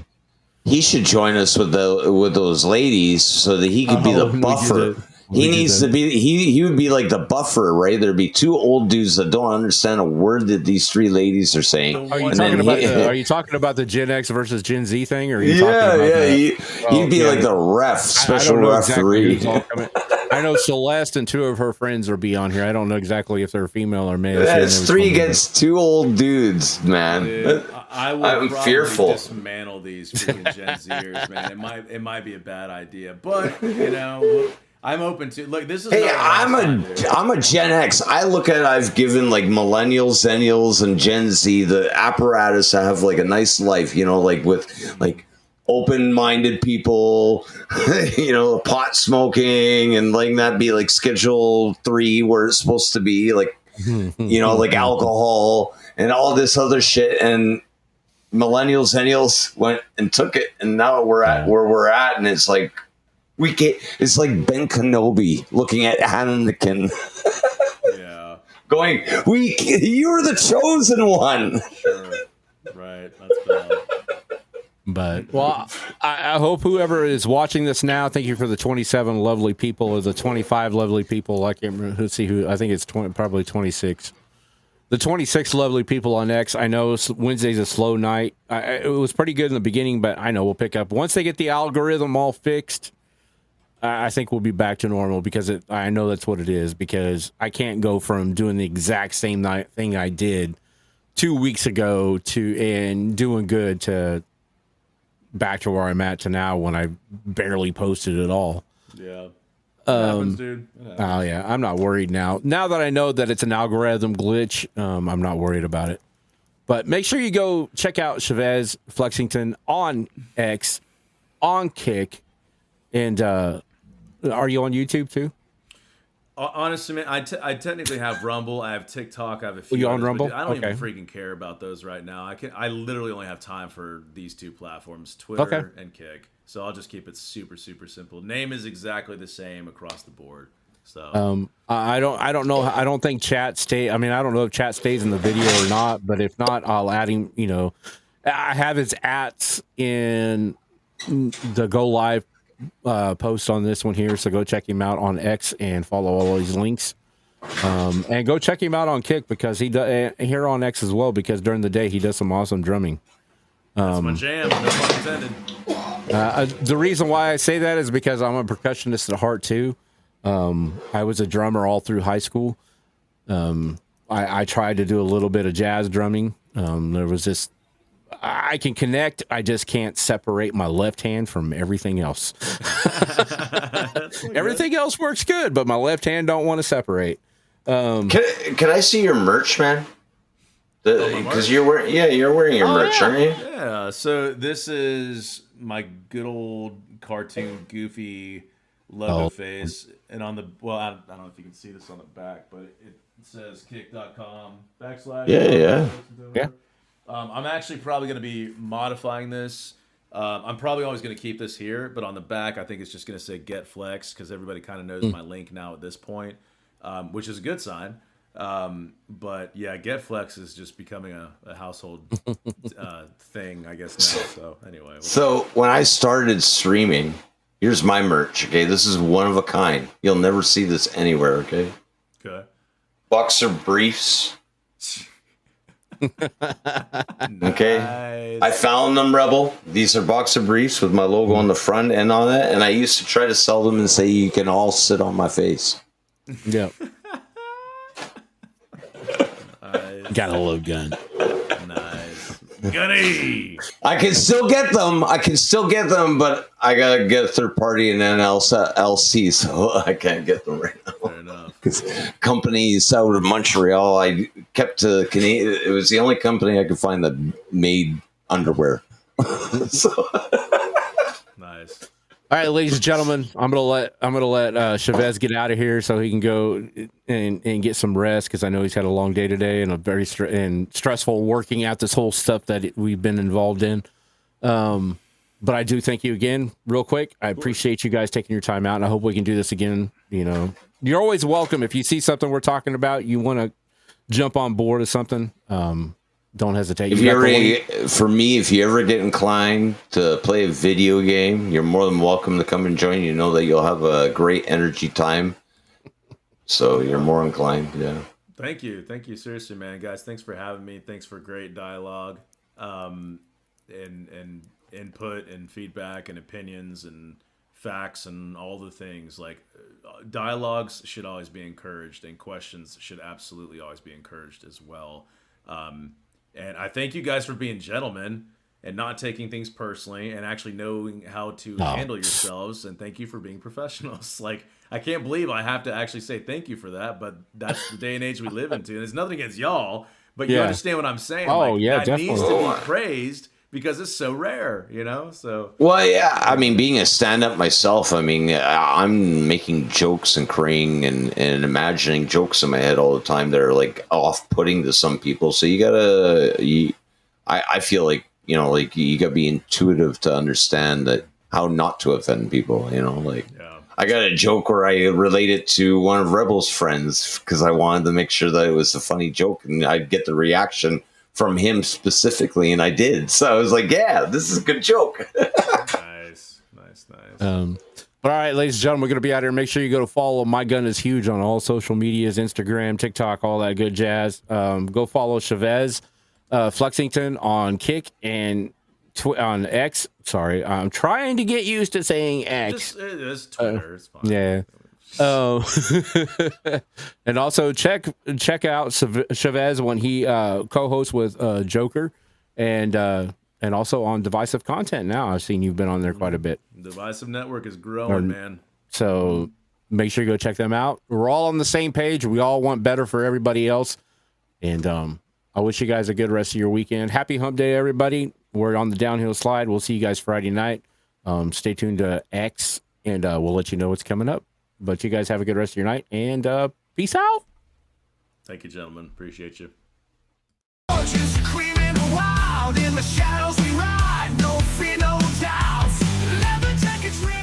Thank you for watching Gen X TV. We will be back soon with more conversation and more topics that need attention.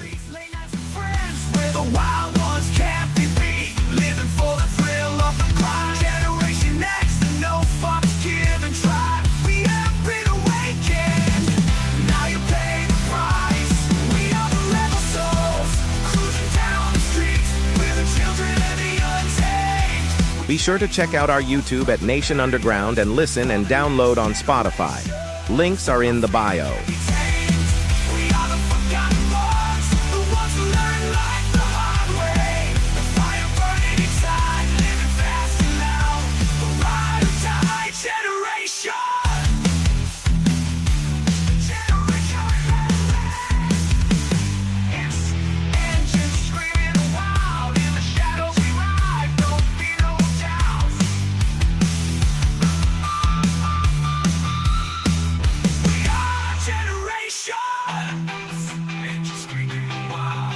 Gen X TV is a production of Rebel Nation Media, bringing content to the forefront and sharing stories of the ones who move the industries.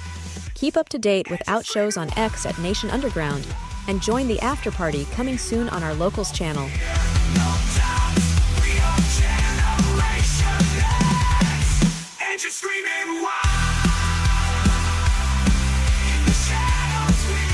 Want to be a part of the next conversation?